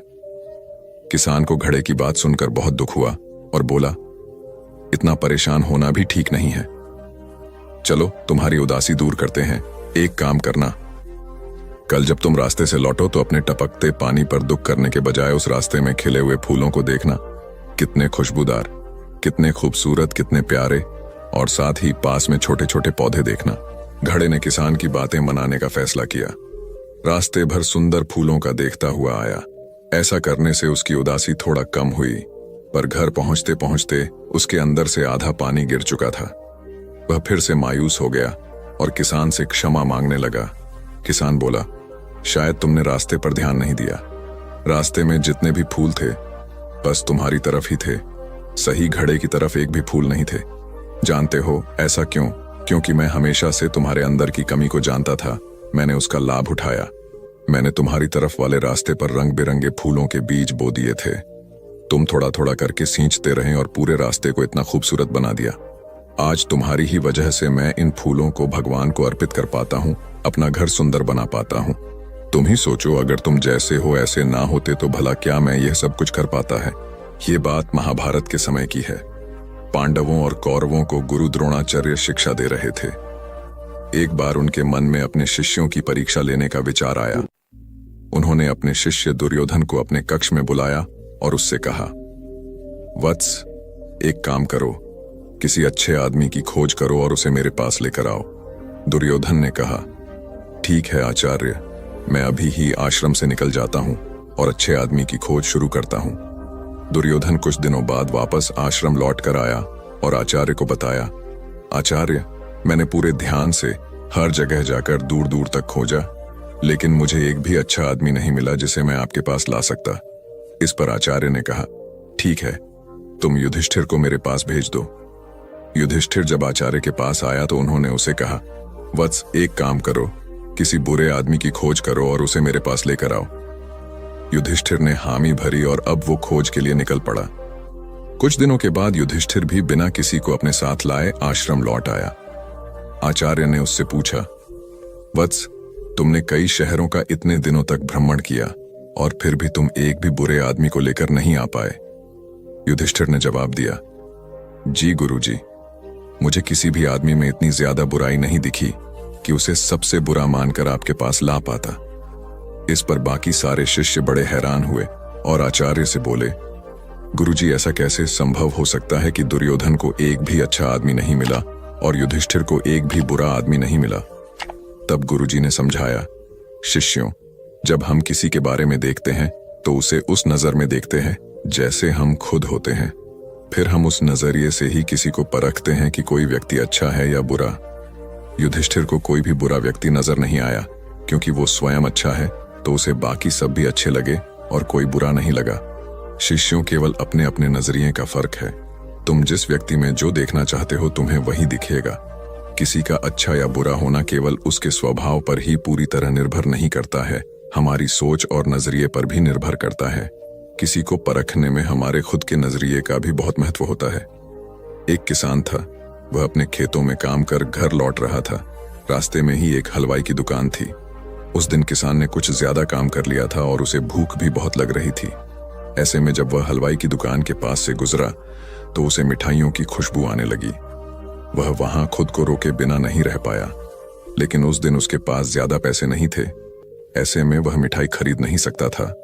तब वह कुछ देर वहीं खड़े होकर मिठाइयों की सुगंध का आनंद लेने लगा। जब मिठाई वाले ने किसान को मजे से उसकी दुकान की मिठाइयों की खुशबू का आनंद लेते देखा, तब उससे किसान की खुशी देखी नहीं गई। वह किसान के पास गया और बोला, पैसे निकालो। किसान हैरान हुआ और बोला कि मैंने तो मिठाई नहीं खरीदी और न ही चखी है, फिर पैसे किस बात के? हलवाई बोला, भले ही तुमने मिठाई नहीं ली हो, लेकिन मेरी बनाई मिठाई की खुशबू का आनंद तो लिया है। किसान बोला, मिठाई की खुशबू लेना मिठाई खाने के बराबर ही है, तो तुम्हें अब इसके पैसे देने होंगे। किसान पहले थोड़ा घबराया, लेकिन फिर थोड़ी सूझबूझ दिखाते हुए उसने अपनी जेब से कुछ सिक्के निकाले और उन्हें दोनों हाथों के बीच में डालकर खनकाया। अब खनकाने के बाद किसान अपने रास्ते जाने लगा। हलवाई बोला, मेरे पैसे तो दो।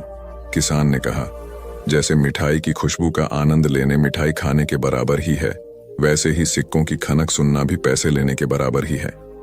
राजा भद्र सिंह प्रजापालक एवं न्यायप्रिय थे।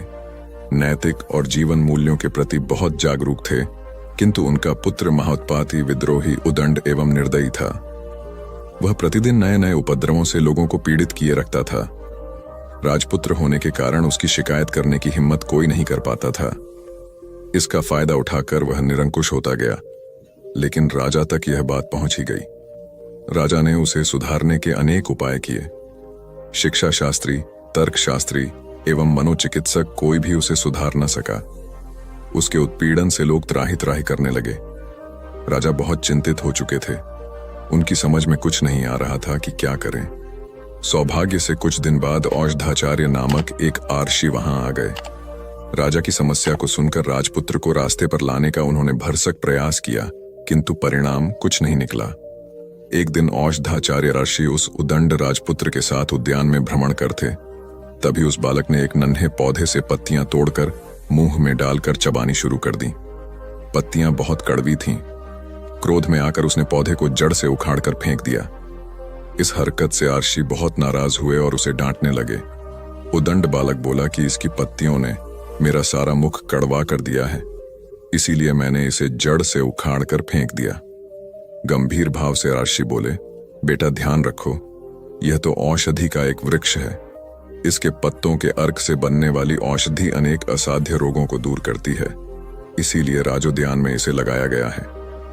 अजीर्ण आदि पेट के रोगों के लिए इसका सेवन बहुत लाभप्रद होता है, जो छोटे छोटे बालकों के स्वास्थ्य को बचाने का माध्यम बनती है। ऐसी अमूल्य औषधि का तुम अपनी नासमझ बुद्धि से नाश करने में लगे हो। तुम्हें लज्जा आनी चाहिए। इसकी कड़वाहट तुम्हें पसंद नहीं आई, लेकिन तुमने अपने कड़वे स्वभाव के बारे में कभी सोचा? तुम्हारे अनैतिक एवं उद्दंड स्वभाव की कड़वाहट से लोगों का कितना अहित हो रहा है, इसका तुम्हें पता है? तुम्हारे पिता का प्रजा में अपयश हो रहा है। आर्षि के वचन उस उदंड बालक के हृदय को छू गए।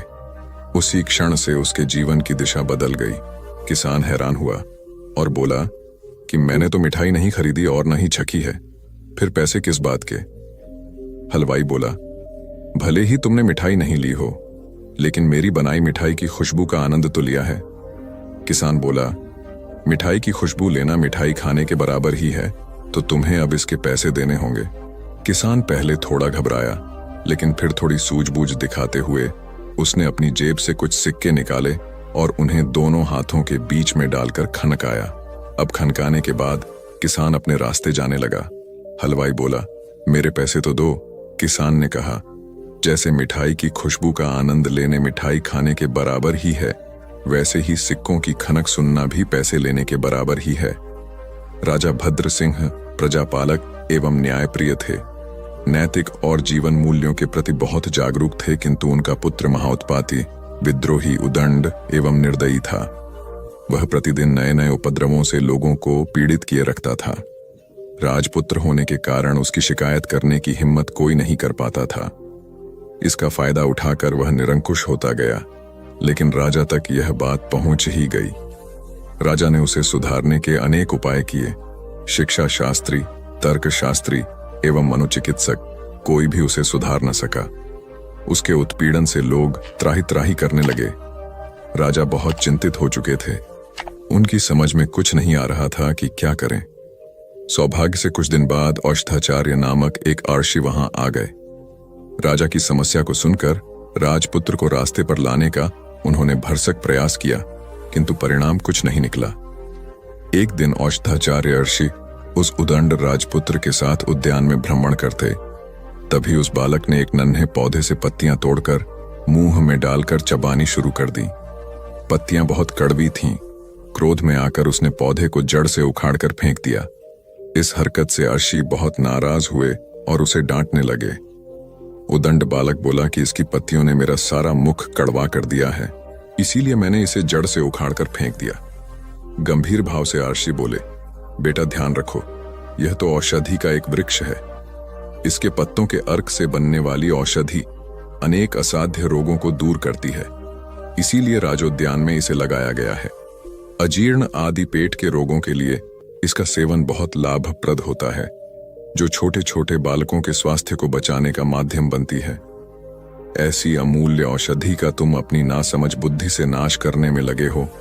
तुम्हें लज्जा आनी चाहिए। इसकी कड़वाहट तुम्हें पसंद नहीं आई, लेकिन तुमने अपने कड़वे स्वभाव के बारे में कभी सोचा? तुम्हारे अनैतिक एवं उद्दंड स्वभाव की कड़वाहट से लोगों का कितना अहित हो रहा है, इसका तुम्हें पता है? तुम्हारे पिता का प्रजा में अपयश हो रहा है। आर्षी के वचन उस उदंड बालक के हृदय को छू गए।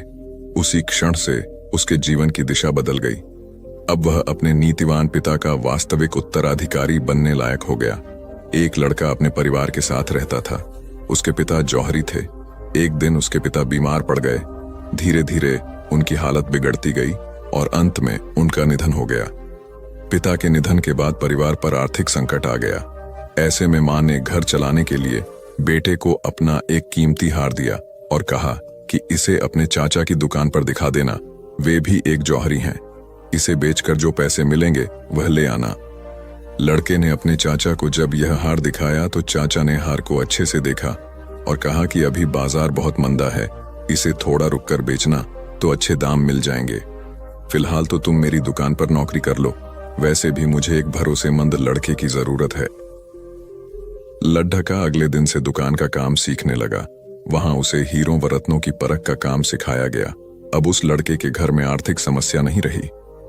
धीरे धीरे रत्नों की परख में उसका यश दूर दराज के शहरों तक फैलने लगा। दूर दूर से लोग उसके पास अपने गहनों की परख करवाने आने लगे। एक बार उसके चाचा ने उसे बुलाया और कहा कि जो हार तुम बेचना चाहते थे उसे अब ले आओ।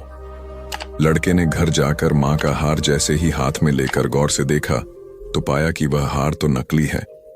वह तुरंत दौड़कर चाचा के पास पहुंचा और उनसे पूछा कि आपने मुझे तभी सच क्यों नहीं बताया जब मैं इस हार को बेचने आया था। इस पर चाचा ने कहा कि अगर मैं तुम्हें उस समय सच बताता तो तुम्हें लगता कि संकट की घड़ी में चाचा भी तुम्हारे कीमती हार को नकली बता रहे हैं और तुम्हें मुझ पर यकीन नहीं होता। लेकिन आज जब तुम्हें खुद ही गहनों को परखने का ज्ञान हो गया है तो अब तुम खुद असली नकली की पहचान कर सकते हो। दोस्तों, कभी सोचा है कि कई बार हमारी जिंदगी में भी ऐसा ही होता है, जब कम ज्ञान और गलत धारणाओं के कारण हम सही चीज को भी गलत मान लेते हैं। कई बातों पर भरोसा ही नहीं कर पाते कि वे सही भी हो सकती हैं। उम्र और समय के साथ जब हमें ज्ञान हो जाता है तब हमें एहसास होता है कि उस वक्त हम कितना गलत थे। एक दिन जंगल में चीनू बंदर को एक मोबाइल फोन मिला। वह उसे पाकर बहुत खुश हुआ। उसने मोबाइल से अपनी सेल्फी लेने की बात सोची। उसने नाक व मुंह टेढ़ा करते हुए अपनी कई सेल्फी ली। फिर उसने अपने दोस्तों को दिखाई। सबने उसकी सेल्फी की खूब प्रशंसा की। चीनू का उत्साह और बढ़ गया। अब वह हर रोज जंगल के अलग अलग स्थानों पर निकल जाता और नए नए अंदाज में सेल्फी लेने का प्रयास करता। उसके दोस्त उसकी सेल्फी की खूब तारीफ करते, जिससे चीनू खुशी से फूल जाता। चीनू की मां को उसकी यह नई आदत बिल्कुल भी पसंद न थी। एक दिन जब वह जंगल से घर लौटा तो उसकी मां ने कहा, देखो चीनू, तुम्हारा यह रोज रोज जंगल के खतरनाक जगहों पर जाकर सेल्फी लेना ठीक नहीं है। कभी कोई चूक हो गई तो? अरे नहीं मां, मैं कोई बच्चा थोड़े ना हूं, अब मैं बड़ा हो गया हूं। चीनू ने अपनी मां की बात काट कर कहा, मुझे अपनी रक्षा करना अच्छी तरह आता है। चीनू पर मां की बात का जरा भी असर न पड़ा। उसने मां की बात एक कान से सुनकर दूसरे कान से निकाल दी। चीनू के ऊपर सेल्फी का भूत सवार हो गया था। उस पर दोस्तों की मिल रही वाहवाही आग में घी का काम कर रही थी। हर रोज एक से बढ़कर एक सेल्फी ले आना अब उसका शौक बन गया था। वह कभी किसी पेड़ पर चढ़कर तो कभी जंगल के किसी पहाड़ या नदी के पास जाकर सेल्फी लेता रहता था। कभी कभी तो किसी हाथी या फिर जिराफ की पीठ पर सवार होकर भी सेल्फी लेने लगता था। धीरे धीरे उसे सेल्फी की लत लग गई। चीनू खुद को जंगल का सबसे बड़ा सेल्फीबाज सिद्ध करने में लगा रहा। एक दिन चीनू ने जंगल के सबसे बड़े पेड़ की सबसे ऊंची डाल पर चढ़कर सेल्फी लेने का प्लान किया। पेड़ की उस डाल से सारा जंगल चारों ओर दूर दूर तक दिखाई देता था। चीनू इस अनोखे दृश्य के साथ अपनी सेल्फी में लेने के लिए पेड़ पर चढ़ गया। पेड़ की सबसे ऊंची डाल पर पहुंचकर चीनू ने अपने आगे के एक पैर से मोबाइल को पकड़ा और दूसरे से पेड़ की डाल पकड़ी। उसके बाद डाल से हवा में लटकते हुए उसने सेल्फी लेनी शुरू की। वह अलग अलग पोज में सेल्फी लेने में खोया हुआ था कि छर्र छर्र की आवाज आई, पर चीनू का ध्यान आवाज की ओर नहीं गया। वह सेल्फी लेने में पूरी तरह खोया रहा। उसी बीच फिर चर्र चर्र की एक जोर की आवाज आई और जिस डाल को पकड़कर चीनू सेल्फी ले रहा था वह पेड़ से टूट गई। चीनू पेड़ की डाल पकड़े हुए अन्य डालों से टकराता हुआ ऊपर से नीचे धम से जमीन पर आ गिरा। जमीन पर गिरते ही वह जोर से चीखा, आह, मर गया। उसकी चीख सुनकर आसपास के जानवर दौड़कर उसके पास आए। सबने देखा चीनू जमीन पर पड़ा दर्द से कराह रहा है। वे उसे उठाकर तुरंत जंगल के डॉक्टर भालूराम के पास ले गए। भालूराम ने चीनू का निरीक्षण कर बताया कि उसे गहरी चोट लगी है और उसके आगे व पीछे के पैरों में फ्रैक्चर हो गया है। उसे अब काफी समय तक आराम करना पड़ेगा। इसी बीच चीनू की मां भी चिंपांजी से खबर पाकर वहां आ गई थी। वह डॉक्टर भालूराम की बात सुनकर फूट फूट कर रो पड़ी। बोली, मैंने कितनी बार चीनू को समझाया था कि सेल्फी के चक्कर में मत पड़ो, लेकिन उसने मेरी एक भी बात न मानी और अपनी मनमानी करता रहा। आज सेल्फी की लत ने उसकी ऐसी दुर्दशा कर दी। चीनू को डॉक्टर भालूराम की दवा से थोड़ा आराम मिल गया था। वह अपने पास बैठी अपनी मां को रोते बिलखते देख रहा था। आज उसे अपनी मां की समझ आई एक एक बात याद आ रही थी। उसे अपनी मां की बात न मानने पर बहुत पछतावा हो रहा था। वह दर्द से कराहते हुए बोला, मां, मुझे माफ कर दो। आपकी बात न मानकर मैंने बहुत बड़ी भूल की है। अब मैं आपको यह वचन देता हूं कि मोबाइल को कभी भी हाथ नहीं लगाऊंगा और न ही उससे कभी सेल्फी लूंगा। मैं अपनी यह सेल्फी की लत को भी हमेशा के लिए छोड़ दूंगा। चीनू को अपनी भूल का एहसास होते देखकर उसकी मां उसे अपने गले लगाकर बोली, बेटा, इसमें मोबाइल का कोई दोष नहीं है, बल्कि दोष तुम्हारा है। तुमने अपनी जान जोखिम में डालकर सेल्फी ली थी, जिससे तुम्हारे साथ इतनी बड़ी दुर्घटना हुई। अगर तुम सही और सुरक्षित तरीके से सेल्फी लेते तो इस हादसे का शिकार होने से बच जाते। चीनू ने मां की बात को गांठ बांध लिया, साथ ही सेल्फी की लत को भी छोड़ देने का संकल्प कर लिया। चीनू के पास खड़े उसके सभी दोस्तों ने भी इस घटना से सबक लेकर अब कभी भी अपनी जान जोखिम में डालकर सेल्फी न लेने का फैसला कर लिया। एक युवती बगीचे में बहुत गुस्से में बैठी थी। पास ही एक बुजुर्ग बैठे थे। उन्होंने उस परेशान युवती से पूछा, क्या हुआ बेटी, क्यों इतना परेशान हो? युवती ने गुस्से में अपने पति की गलतियों के बारे में बताया। बुजुर्ग ने मंद मंद मुस्कुराते हुए युवती से पूछा, बेटी, क्या तुम बता सकती हो तुम्हारे घर का नौकर कौन है? युवती ने हैरानी से पूछा, क्या मतलब? बुजुर्ग ने कहा, तुम्हारे घर की सारी जरूरतों का ध्यान रखकर उनको पूरा कौन करता है? युवती, मेरे पति। बुजुर्ग ने पूछा, तुम्हारे खाने पीने की और पहनने ओढ़ने की जरूरतों को कौन पूरा करता है?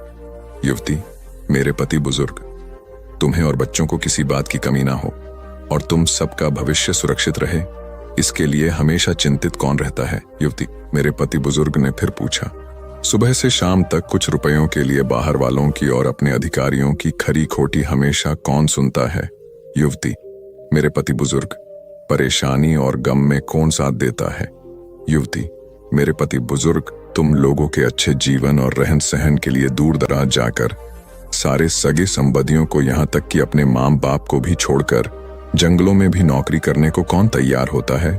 युवती, मेरे पति। बुजुर्ग, घर के गैस, बिजली, पानी, मान, मरम्मत एवं रखरखाव, सुख सुविधाओं, दवाइयों, किराना, मनोरंजन, भविष्य के लिए बचत, बैंक, बीमा, अस्पताल, स्कूल, कॉलेज, पास पड़ोस, ऑफिस और ऐसी ही न जाने कितनी सारी जिम्मेदारियों को एक साथ लेकर कौन चलता है?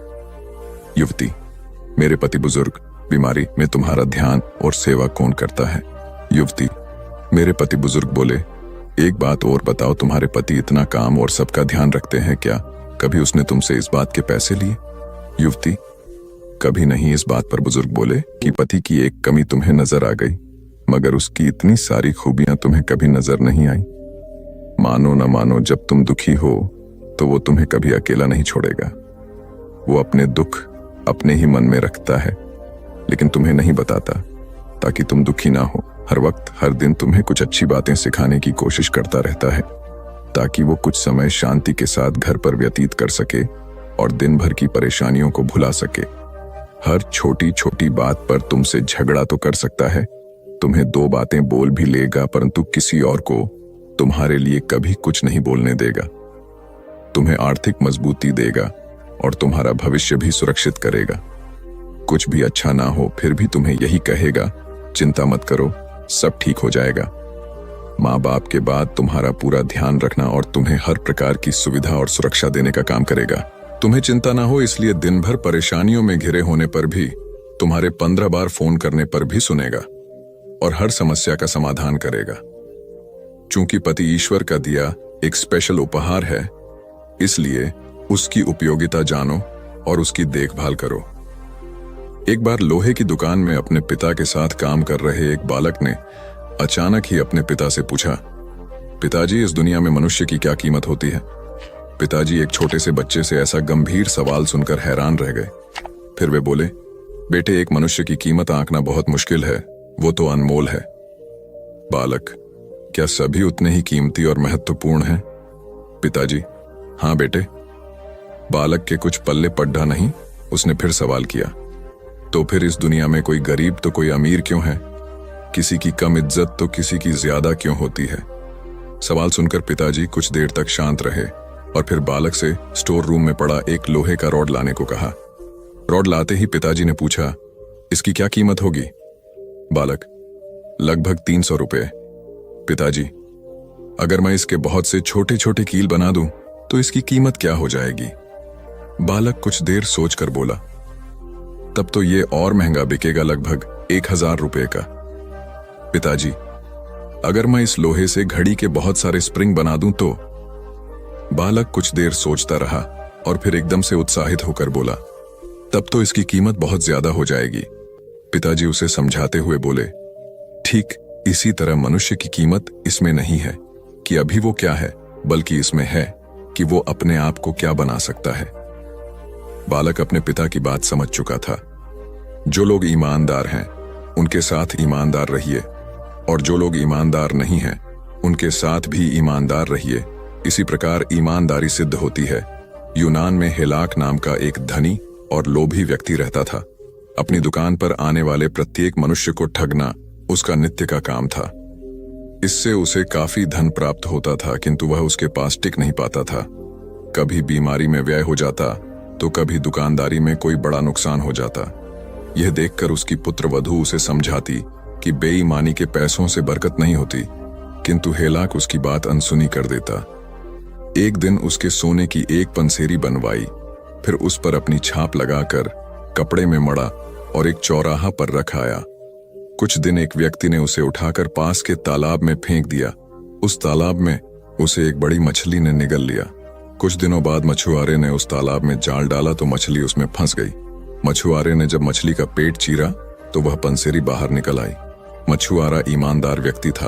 उसने जब हेलाक के नाम की छाप पंसेरी पर देखी तो उसे हलाक को लौटाने चला गया। महीनों बाद अपनी सोने की पंसेरी को वापस पाकर हेलाक बहुत खुश हुआ। अब उसे विश्वास हो गया कि ईमानदारी का धन कहीं नहीं जाता और बेईमानी से कमाया धन कभी नहीं फलता। उसी दिन से उसने बेईमानी छोड़ दी। वस्तुतः ईमानदारी से अर्जित धन मानसिक शांति देने के साथ ही स्थायी भी होता है। ईमानदार और सच्चे दिल वाला व्यक्ति स्वयं को सदा हल्का व तनाव मुक्त अनुभव करता है। एक बार दो पड़ोसी राज्यों में युद्ध छिड़ गया। बहुत भयानक युद्ध चल रहा था। युद्ध में बहुत सारे सैनिक घायल हो जाते थे। दोनों राज्यों की सेना में ऐसी कर्मचारी भर्ती किए गए थे जिनका काम था युद्ध स्थल पर जाकर अपनी अपनी सेना के घायल सैनिकों की मरहम पट्टी करना और उन्हें पानी पिलाना। उनमें से एक राज्य की सेना का एक कर्मचारी था। पंडवरण युद्ध स्थल पर जाता और घायल सैनिकों को पानी पिलाता और उनकी मरहम पट्टी करता। उसे जो भी घायल सैनिक नजर आता, चाहे वह उसकी अपनी सेना का हो या विरोधी राज्य की सेना का हो, उसकी सेवा करता। इस बात पर कुछ सैनिक ने राजा को शिकायत की कि पंडवरण विरोधी राज्य के घायल सैनिकों को भी मरहम पट्टी करता और उन्हें पानी पिलाता है। राजा ने उसे तुरंत बुलाया और उससे पूछा, पंडवरण तुम्हें घायल सैनिक की सेवा के लिए रखा गया है, किंतु तुम तो विरोधी राज्य के सेना के घायल सैनिकों को भी सेवा कर रहे हो, ऐसा क्यों? पंडवरण बोला, महाराज, मेरा कर्म है कि मैं घायलों की सेवा करूं। मैं जब युद्ध स्थल पर जाता हूं तो मुझे सिर्फ दर्द से कहारते घायल मानव नजर आते हैं। मुझे उनमें अपना या विरोधी नजर नहीं आता है। मुझे सिर्फ अपना कर्म याद रहता है, इसलिए मैं हर घायल की सेवा करता हूं। पंडवरण की बात सुनकर राजा ने उसे गले से लगा लिया और कहा, पंडवरण, तुम सच्चे सेवक हो। कथा का सार यह है कि सेवा अपने या पराये को देखकर नहीं की जाती। जिस सेवा में पक्षपात हो वह सेवा नहीं होती। संपूर्ण मानव जाति की एक दृष्टि से सेवा ही सच्ची सेवा है। वह सहज दयावश और मानवता के नाते की जानी चाहिए। पुरुषोत्तम दास टंडन एक उदार राजनेता थे। उनकी धन संग्रह में जरा भी रुचि नहीं थी। उनके हाथ सदैव दान की मुद्रा में रहते थे। यह घटना उन दिनों की है जब श्री टंडन राज्यसभा के सदस्य थे। यहां भी लोग उनकी निरासक्त प्रवृत्ति से काफी प्रभावित थे।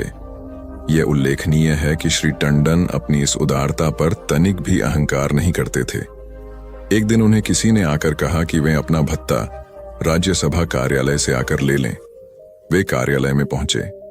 जब उन्हें चेक दिया गया तो उन्होंने किसी से पेन लेकर अपने चेक को लोक सेवा मंडल के नाम समर्पित कर दिया। वहीं खड़े एक व्यक्ति ने जब उन्हें ऐसा करते देखा तो उसे रहा नहीं गया और वह उनसे पूछ बैठा, टंडन जी, इतनी मुश्किल से मात्र 100 रुपए मिले थे, उन्हें भी आपने दान में क्यों दे दिया? टंडन जी सहजता से बोले, भाई, मेरे 7 बेटे हैं। मैं उन 7 से प्रतिमाह 100-100 रुपए लेता हूं। मेरे लिए 300-400 रुपए पर्याप्त होते हैं। शेष को भी मैं एक लोक सेवा मंडल को दे देता हूं। फिर यह तो अतिरिक्त आय है, इसे अपने पास क्यों रखूं? सार यह है कि धन की 3 गतियां होती हैं, दान, भोग और नाश। इनमें भोग धन की मध्यम गति है, नाश अधम गति है और दान उत्तम गति है। इसलिए अपने आय का एक हिस्सा दान अवश्य करना चाहिए, तभी उस धन की सार्थकता है। गौतम बुद्ध से राजकुमार श्रोण ने दीक्षा ली थी। एक दिन बुद्ध अन्य शिष्यों ने बुद्ध को बताया कि श्रोण तप की उच्चतम सीमा तक पहुंच गया है। वह ज्यादातर तप में लगा रहता है। वह 2-3 दिन में एक बार ही नाममात्र भोजन करता है। अन्न जल ग्रहण नहीं करने से उसका शरीर अत्यधिक कमजोर हो गया है। चूंकि वह पहले राजसी जीवन जीता था, इसलिए इतने त्यागमय जीवन का वह आदी नहीं है। वह हड्डियों का ढांचा बनकर रह गया है। यह सुनकर बुद्ध को उसकी चिंता होती है। बुद्ध ने श्रोण को बुलाकर कहा, मैंने सुना है कि तुम सितार बहुत अच्छा बजाते हो, क्या तुम मुझे सुना सकते हो? श्रोण ने कहा, हाँ, मैं आपको सितार बजाकर सुना सकता हूं, किंतु आज आप अचानक सितार क्यों सुनना चाहते हैं? बुद्ध ने कहा, न सिर्फ सुनना चाहता हूं बल्कि उसके विषय में जानना भी चाहता हूं। मैंने सुना है कि यदि सितार के तार अगर ढीले हों या अत्यधिक कसे हुए हों तो उनसे संगीत पैदा नहीं होता। श्रोण बोला, यह सही है। यदि तार ढीले होंगे तो सुर बिगड़ जाएंगे और अधिक कसे होने की स्थिति में वे टूट जाएंगे। तार मध्य में होने चाहिए, न तो ज्यादा ढीले और न ज्यादा कसे हुए। तब बुद्ध ने उसे समझाया, जी सितार का नियम है, वही जीवन की तपस्या का भी नियम है। मध्य में रहो, न भोग की अति करो न तप की। अपने अध्यात्म को संतुलित दृष्टि से देखो। श्रोण समझ गया कि मध्य में रहकर ही जीवन रूपी सितार से संगीत का आनंद उठाया जा सकता है। वस्तुतः जीवन में अनुशासन व तप आवश्यक है, किंतु एक संतुलन के साथ, क्योंकि हर चीज की अति बुरी होती है। गौतम बुद्ध से राजकुमार श्रोण ने दीक्षा ली थी। एक दिन बुद्ध अन्य शिष्यों ने बुद्ध को बताया कि श्रोण तप की उच्चतम सीमा तक पहुंच गया है। वह ज्यादातर तप में लगा रहता है। वह 2-3 दिन में एक बार ही नाममात्र भोजन करता है। अन्न जल ग्रहण नहीं करने से उसका शरीर अत्यधिक कमजोर हो गया है। चूंकि वह पहले राजसी जीवन जीता था, इसलिए इतने त्यागमय जीवन का वह आदी नहीं है। वह हड्डियों का ढांचा बनकर रह गया है। ये सुनकर बुद्ध को उसकी चिंता होती है। बुद्ध ने श्रोण को बुलाकर कहा, मैंने सुना है कि तुम सितार बहुत अच्छा बजाते हो, क्या तुम मुझे सुना सकते हो? श्रोण ने कहा, हाँ, मैं आपको सितार बजाकर सुना सकता हूं, किंतु आज आप अचानक सितार क्यों सुनना चाहते हैं? बुद्ध ने कहा, न सिर्फ सुनना चाहता हूं बल्कि उसके विषय में जानना भी चाहता हूं। मैंने सुना है कि यदि सितार के तार अगर ढीले हों या अत्यधिक कसे हुए हों तो उनसे संगीत पैदा नहीं होता। श्रोण बोला, यह सही है। यदि तार ढीले होंगे तो सुर बिगड़ जाएंगे और अधिक कसे होने की स्थिति में वे टूट जाएंगे।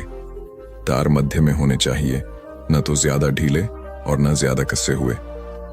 तब बुद्ध ने उसे समझाया, जी सितार का नियम है, भी जीवन की तपस्या का भी नियम है।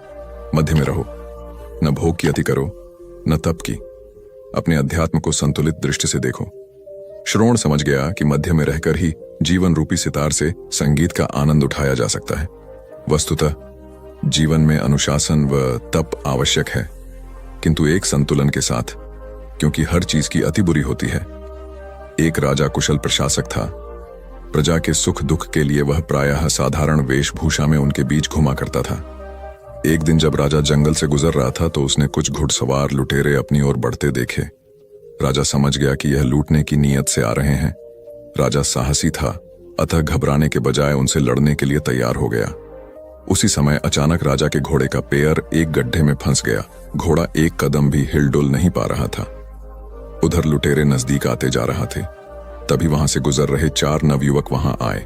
वे स्थिति की गंभीरता को समझ गए। उन्होंने लुटेरों पर हमला किया और उन्हें वहां से भगा दिया। राजा ने अपना असली परिचय देते हुए उनमें से हर युवक को अपनी इच्छित वस्तु मांगने के लिए कहा। एक ने धन मांगा, दूसरे ने जमीन तो तीसरे ने मंत्री पद मांगा। राजा ने चौथे युवक से उसकी इच्छा जानी तो चौथे युवक कुछ सोचकर बोला, महाराज, आप हर वर्ष 2 बार मेरे घर पर मेहमान बनकर आएं। राजा ने उसकी इच्छा मान ली। जब राजा चौथे युवक के घर पर मेहमान बनकर गया तो उसे युवक के जर्जर मकान और दरिद्रता का पता चला। तब राजा ने उसे एक शानदार मकान बनवा दिया। राजा के प्रत्येक आगमन पर युवक को राजा की तरफ से कुछ न कुछ अमूल्य सौगात मिलती रहती है। अपनी बुद्धिमानी से युवक ने राजा का आतिथ्य मांगकर स्वयं का जीवन सदा के लिए खुशहाल बना लिया। सार यह है कि यथोचित लाभ पाने के लिए अवसरों का उपयोग बुद्धिमत्तापूर्ण ढंग से करना चाहिए। एक फकीर जो एक वृक्ष के नीचे ध्यान कर रहा था, रोज एक लकड़हारे को लकड़ी काटते ले जाते देखता था। एक दिन उसे कहा कि सुन भाई, दिन भर लकड़ी काटता है, 2 जून रोटी भी नहीं जुट पाती। तू जरा आगे क्यों नहीं जाता? वहां आगे चंदन का जंगल है, एक दिन काट लेगा, 7 दिन के खाने के लिए काफी हो जाएगा। गरीब लकड़हारे को भरोसा तो नहीं आया, क्योंकि वह तो सोचता था कि जंगल को जितना वह जानता है और कौन जानता है, जंगल में ही तो जिंदगी बीती, लकड़ियां काटते ही तो जिंदगी बीती। यह फकीर यहां बैठा रहता है वृक्ष के नीचे, इसको क्या खाक पता होगा। मानने का मन तो न हुआ, लेकिन फिर सोचा कि हर्ज क्या है, कौन जाने ठीक ही कहता हो, फिर झूठ कहेगा भी क्यों। शांत आदमी मालूम पड़ता है, मस्त आदमी मालूम पड़ता है। कभी बोला भी नहीं इसके पहले, एक बार प्रयोग करके देख लेना जरूरी है। तो गया, लौटा, फकीर के चरणों में सिर रखा और कहा कि मुझे क्षमा करना, मेरे मन में बड़ा संदेह आया था, क्योंकि मैं तो सोचता था कि मुझसे ज्यादा लकड़ियां कौन जानता है, मगर मुझे चंदन की पहचान ही न थी। मेरा बाप भी लकड़हारा था, उसका बाप भी लकड़हारा था। हम यही काटने की जलाऊ लकड़ियां काटते काटते जिंदगी बिताते रहे। हमें चंदन का पता भी क्या, चंदन की पहचान क्या। हमें तो चंदन मिल भी जाता तो भी हम काट कर बेच आते उसे बाजार में ऐसे ही। तुमने पहचान बताई, तुमने गंध जतलाई, तुमने परख दी, जरूर जंगल है। मैं भी कैसा अभागा, काश पहले पता चल जाता।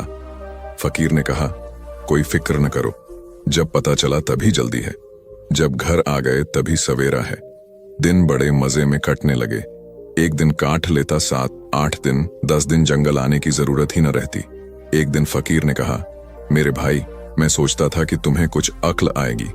जिंदगी भर तुम लकड़ियां काटते रहे, आगे ना गए।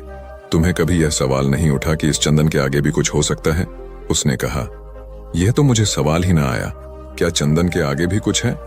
उस फकीर ने कहा, चंदन के जरा आगे जाओ तो वहां चांदी की खदान है। लकड़ियां वकड़ियां काटना छोड़ो, एक दिन ले आओगे, 2, 4, 6 महीने के लिए हो गया। अब तो भरोसा आया था, भागा, संदेह भी ना उठाया। चांदी पर हाथ लग गए तो कहना ही क्या, चांदी ही चांदी थी। 4-6 महीने नदारद हो जाता, एक दिन आ जाता फिर नदारद हो जाता। लेकिन आदमी का मन ऐसा मूड है कि फिर भी उसे ख्याल ना आया कि और आगे कुछ हो सकता है। फकीर ने एक दिन कहा कि तुम कभी जागोगे कि नहीं, कि मुझी को तुम्हें जगाना पड़ेगा। आगे सोने की खदान है मूर्ख। तुझे खुद अपनी तरफ से सवाल, जिज्ञासा, मुमुक्षा कुछ नहीं उठती कि जरा और आगे देख लूं। अब 6 महीने मस्त पड़ा रहता है, घर में कुछ काम भी नहीं है, फुर्सत है, जरा जंगल में आगे देख कर देखूं, ये ख्याल में नहीं आता। उसने कहा कि मैं भी मंदभागी, मुझे ये ख्याल ही ना आया। मैं तो समझा चांदी, बस आखिरी बात हो गई, अब और क्या होगा। गरीब ने सोना तो कभी देखा न था, सुना था। फकीर ने कहा, थोड़ा और आगे सोने की खदान है, और ऐसे कहानी चलती है। फिर और आगे हीरों की खदान है, और ऐसे कहानी चलती है। और एक दिन फकीर ने कहा कि ना समझ, अब तू हीरों पर ही रुक गया। अब तो उस लकड़हारे को भी बड़ी अकड़ आ गई, बड़ा धनी भी हो गया था, महल खड़े कर लिए थे। उसने कहा, अब छोड़ो, अब तुम मुझे परेशान न करो, अब हीरों के आगे क्या हो सकता है। उस फकीर ने कहा, हीरों के आगे मैं हूं। तुझे यह कभी ख्याल नहीं आया कि यह आदमी मस्त यहां बैठा है, जिसे पता है हीरों की खदान का, वह हीरे नहीं भर रहा है, इसको जरूर कुछ और आगे मिल गया होगा। हीरों से भी आगे इसके पास कुछ होगा, तुझे कभी यह सवाल नहीं उठा। रोने लगा वह आदमी, सिर पटक दिया चरणों पर, कहा कि मैं कैसा मूड हूं, मुझे यह सवाल ही नहीं आता। तुम जब बताते हो तब मुझे याद आता है, ये तो मेरे जन्मों जन्मों में नहीं आ सकता था ख्याल कि तुम्हारे पास हीरों से भी बड़ा कोई धन है। फकीर ने कहा, उसी धन का नाम ध्यान है। अब खूब तेरे पास धन है, अब धन की कोई जरूरत नहीं। अब जरा अपने भीतर की खदान खोद, जो सबसे कीमती है। एक आदमी को काम के सिलसिले में अपने गांव से शहर जाना था। चूंकि वह बेरोजगार था और गांव में उसे कोई काम उपलब्ध नहीं था, इसलिए उसने शहर जाकर काम ढूंढने का निश्चय किया। गांवों से शहर की यात्रा करने के लिए कोई साधन करने लायक पैसे भी उसके पास नहीं थे, इसलिए वह पैदल ही निकल पड़ा। मार्ग में घना जंगल था। उसे जंगली जानवरों से भय लगा, किंतु कोई चारा न देख वह जंगल में प्रवेश कर गया। कुछ आगे जाने पर अचानक एक पेड़ से एक बड़ा सा बंदर उसके सामने कूदा। आदमी भय के मारे जहां का तहां खड़ा रह गया। बंदर ने आदमी से उसके विषय में पूछा। इस पर आदमी ने अपनी पूरा व्यथा बंदर को सुनाई। तब बंदर ने उसकी हर प्रकार से मदद करने का आश्वासन दिया, किंतु यह शर्त रखी कि तुम मुझे एक क्षण भी बिना काम के मत रखना, अन्यथा मैं तुम्हें मार डालूंगा। आदमी ने उसकी शर्त मान ली। बंदर उस दिन से आदमी के सारे काम करने लगा। जब कोई काम नहीं होता तो आदमी उसे सीढ़ी लाने को कहता और उसे पर ऊपर नीचे चढ़ने उतरने का आदेश देता। इस प्रकार बंदर आदमी का गुलाम बन गया। उपर्युक्त कथा में बंदर मानव मस्तिष्क का प्रतीक है। यदि हम अपने मस्तिष्क को सदैव विभिन्न कार्यों में लगाए रखेंगे तो यह सदैव रचनात्मक ऊर्जा से भरा रहकर सकारात्मक परिणाम देगा, किंतु उसे निष्क्रिय रखते हुए कोई काम नहीं करेंगे तो वह ध्वंसात्मक प्रकृति का हो जाएगा। इसीलिए कहा गया है कि खाली दिमाग शैतान का घर होता है। सेठ धनीराम हमेशा पैसे कमाने में लगे रहते और परिवार पर पर्याप्त ध्यान नहीं दे पाते। उनकी पत्नी अपनी हवेली के सामने रहने वाले मजदूर मोहन के परिवार की कहुशी देखकर उन्हें उलाहना देती। तुम हमेशा काम में लगे रहते हो, तुम्हें न अपनी फिक्र है और न ही परिवार वालों की। मोहन के परिवार को देखो कितना खुशहाल है। यह सुनकर सेठ जी बोले, मोहन कभी 99 के फेर में नहीं पड़ा, वरना इसकी सारी हंसी और मस्ती चली जाती। सेठानी ने 99 के फेर का आशय पूछा तो सेठ जी ने समय आने पर उन्हें दिखाने का वायदा किया। एक रात सेठ जी ने रुपयों की एक पोटली मोहन के आंगन में चुपचाप फेंक दिया। सुबह मोहन की निगाह उस पर पड़ी। खोलने पर उसमें रुपए देख परिवार बहुत खुश हुआ। पोटली में 99 रुपए थे। सभी विचार करने लगे कि इसमें जो 1 रुपया कम है उसे भी कमाकर 100 रुपए पूरे कर लिए जाएं। सबने निश्चय किया कि अधिक मेहनत करेंगे और पैसे बचाएंगे। यही किया गया। 100 रुपए तो पूरे हो गए, लेकिन इच्छाएं और बलवती हो गईं। अब मोहन, उसकी पत्नी और बच्चे रुपए बचाने के फेर में व्यस्त रहने लगे। रात को सभी देर से आते और थके मांदे सो जाते। सुबह फिर कमाने के लिए निकल पड़ते। अब न वे परस्पर बातचीत करते और न हंसी खुशी रह पाते। इस परिवार का यह परिवर्तन दिखाकर सेठ जी ने सेठानी से कहा, इसे ही कहते हैं 99 का फेर। वस्तुतः अधिक पाने की चाह व्यक्ति का सुख चयन हर लेती है, इसलिए जितना है उसी में संतुष्ट रहना चाहिए। एक आदमी को काम के सिलसिले में अपने गांव से शहर जाना था। चूंकि वह बेरोजगार था और गांव में उसे कोई काम उपलब्ध नहीं था, इसलिए उसने शहर जाकर काम ढूंढने का निश्चय किया। गांवों से शहर की यात्रा करने के लिए कोई साधन करने लायक पैसे भी उसके पास नहीं थे, इसलिए वह पैदल ही निकल पड़ा। मार्ग में घना जंगल था। उसे जंगली जानवरों से भय लगा, किंतु कोई चारा न देख वह जंगल में प्रवेश कर गया। कुछ आगे जाने पर अचानक एक पेड़ से एक बड़ा सा बंदर उसके सामने कूदा। आदमी भय के मारे जहां का तहां खड़ा रह गया। बंदर ने आदमी से उसके विषय में पूछा। इस पर आदमी ने अपनी पूरा व्यथा बंदर को सुनाई। तब बंदर ने उसकी हर प्रकार से मदद करने का आश्वासन दिया, किंतु यह शर्त रखी कि तुम मुझे एक क्षण भी बिना काम के मत रखना, अन्यथा मैं तुम्हें मार डालूंगा। आदमी ने उसकी शर्त मान ली। बंदर उस दिन से आदमी के सारे काम करने लगा। जब कोई काम नहीं होता तो आदमी उसे सीढ़ी लाने को कहता और उसे पर ऊपर नीचे चढ़ने उतरने का आदेश देता। इस प्रकार बंदर आदमी का गुलाम बन गया। उपर्युक्त कथा में बंदर मानव मस्तिष्क का प्रतीक है।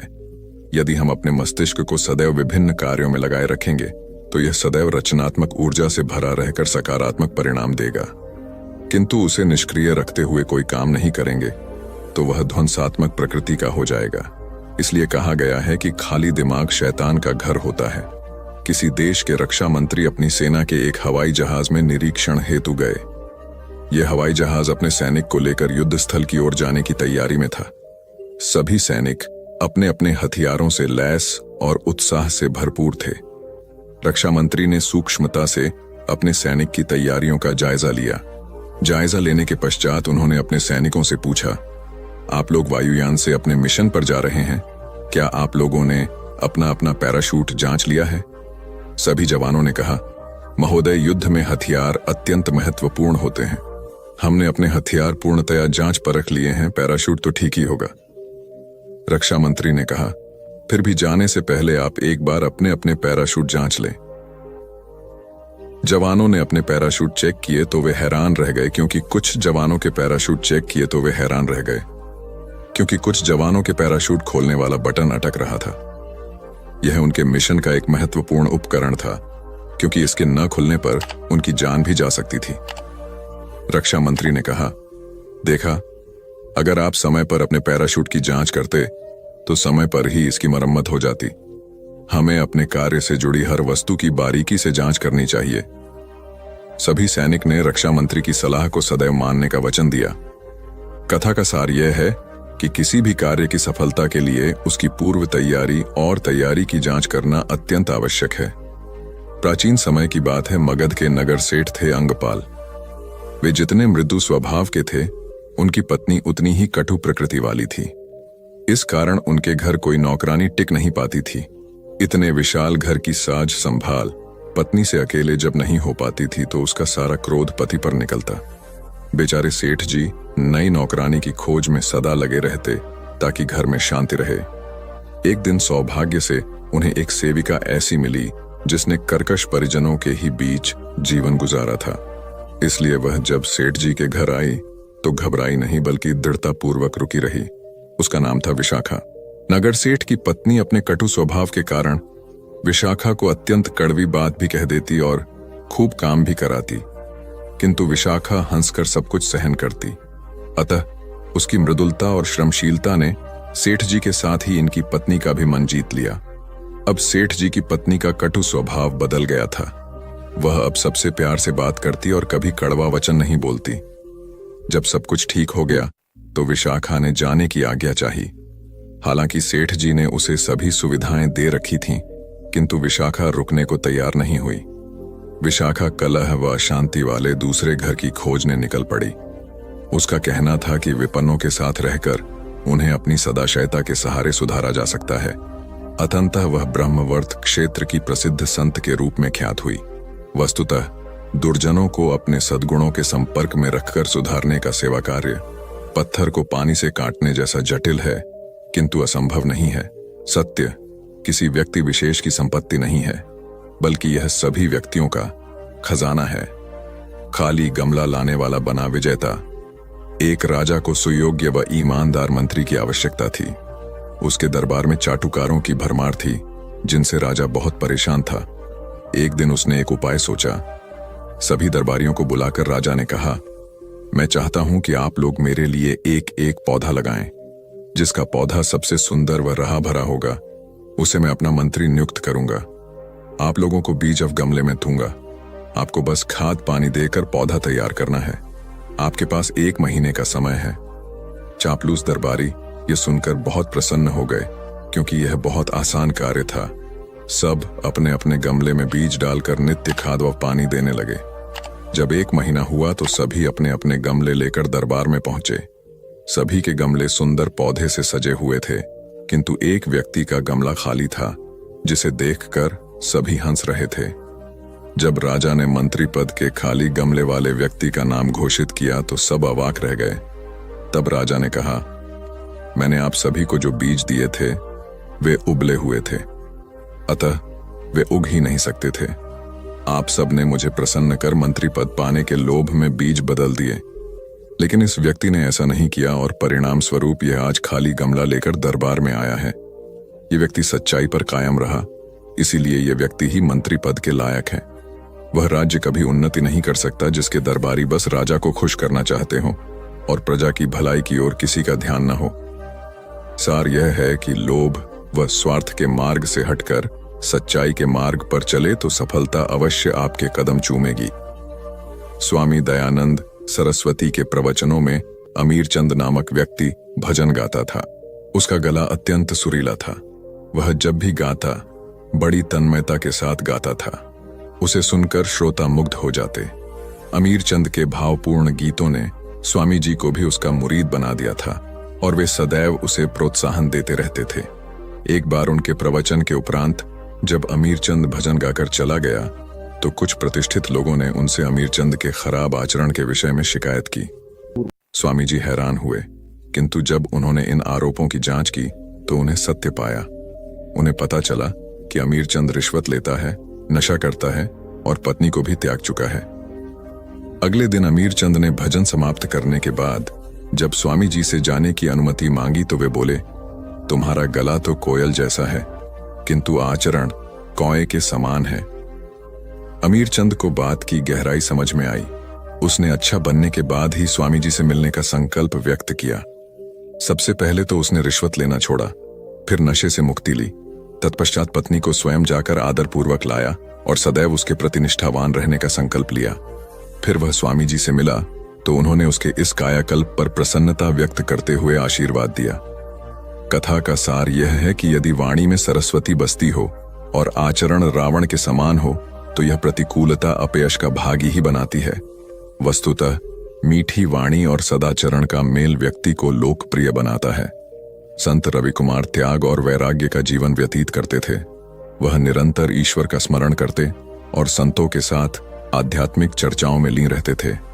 लोग उन्हें श्रद्धा की दृष्टि से देखते थे और उनका आशीर्वाद लेने के लिए दूर दूर से आते थे। किंतु संत रवि कुमार इस लोकप्रियता के अहंकार से कोसों दूर अत्यंत विनम्र रहते थे।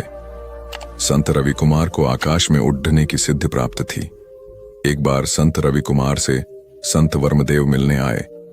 संत वर्मदेव के पास पानी के ऊपर चलने की शक्ति थी। संत वर्मदेव को नहीं पता था कि संत रवि कुमार के पास आकाश में उड़ने की शक्ति है। अहंकारवश संत वर्मदेव ने संत रवि कुमार को नीचा दिखाने की सोची। उन्होंने संत रवि कुमार से कहा, क्यों न हम झील के पानी के ऊपर चलते हुए आध्यात्मिक चर्चा करें। संत रवि कुमार उनके अहंकारवश संकेत को समझ गए। संत रवि कुमार शांत भाव से बोले, आध्यात्मिक चर्चा अगर हम आज आकाश में भ्रमण करते हुए करें तो कैसा रहेगा। संत वर्मदेव समझ गए कि रवि कुमार आकाश में उड़ने की शक्ति जानते हैं। संत वर्मदेव निरुत्तर हो गए। वर्मदेव जी, जो काम आप कर सकते हैं वो तो एक छोटी छोटी से मछली भी कर सकती है, और जो काम मैं कर सकता हूं वो तो एक छोटी सी मक्खी भी कर सकती है। लेकिन सत्य इस करिश्मेबाजी से कोसों दूर है। उसे तो विनम्र होकर खोजना पड़ता है।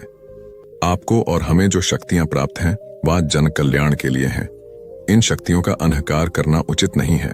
संत वर्मदेव ने हाथ जोड़कर माफी मांगी और अहंकार को त्याग कर जन कल्याण के लिए निकल पड़े। वस्तुतः मैं अथवा द्वैत के भाव का हम या अद्वैत भाव में विसर्जन ही ईश्वर की प्राप्ति का द्वार है।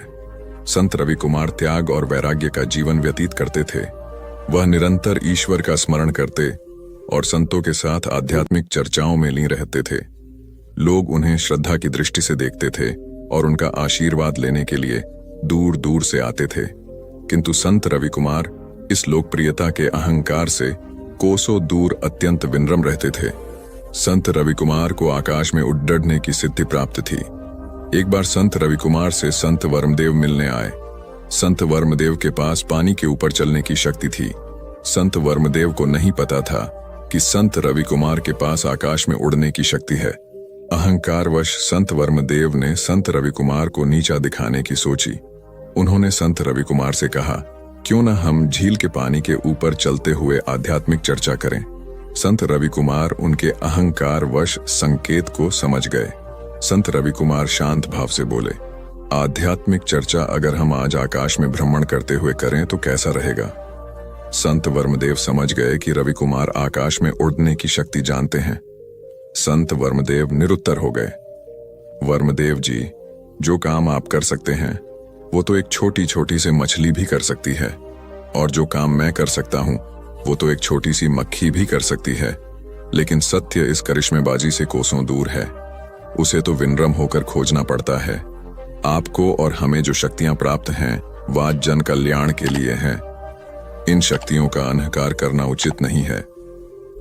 संत वर्मदेव ने हाथ जोड़कर माफी मांगी और अहंकार को त्याग कर जन कल्याण के लिए निकल पड़े। वस्तुतः मैं अथवा द्वैत के भाव का हम या अद्वैत भाव में विसर्जन ही ईश्वर की प्राप्ति का द्वार है। अपने कर्म से दिया मानवता की सेवा का संदेश महिला संत आंडाल पूजा में लीन थीं। तभी पास के गांव के लोग आए और सहायता का आग्रह करने लगे। उन्होंने कहा कि गांवों का मुखिया गंभीर रूप से बीमार है। सब जगह इलाज करवा लिया लेकिन फायदा नहीं हुआ। अब आप ही कुछ करके उसे बचा सकती हैं।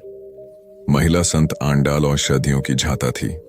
वह अपनी पूजा अधूरी छोड़कर अपने शिष्यों को साथ लेकर मुखिया की सहायता के लिए चल पड़ी। शिष्य जानते थे कि गांवों का मुखिया की सहायता के लिए चल पड़ी। शिष्य जानते थे कि गांवों का मुखिया की सहायता के लिए पड़ी। शिष्य जानते थे कि गांवों का मुखिया दुष्ट प्रवृत्ति का है और संत आंडाल का घोर विरोधी है।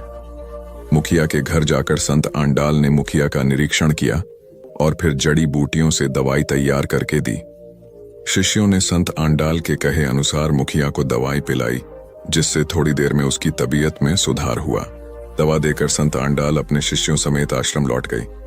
आश्रम में आकर एक शिष्य ने पूछा, माथे, आपने अपनी पूजा अधूरी छोड़कर उस दुष्ट मुखिया का इलाज क्यों किया? वह तो आपका कट्टर दुश्मन है। तब आंडाल बोली, पुत्र, जो आपका दुश्मन है या आपको दुश्मन मानता है, उसके सुख में भले ही आप नहीं जा सकते, परंतु उसके दुख में अवश्य उसका साथ दें। हो सकता है इससे दुश्मनी की खाई भर जाए।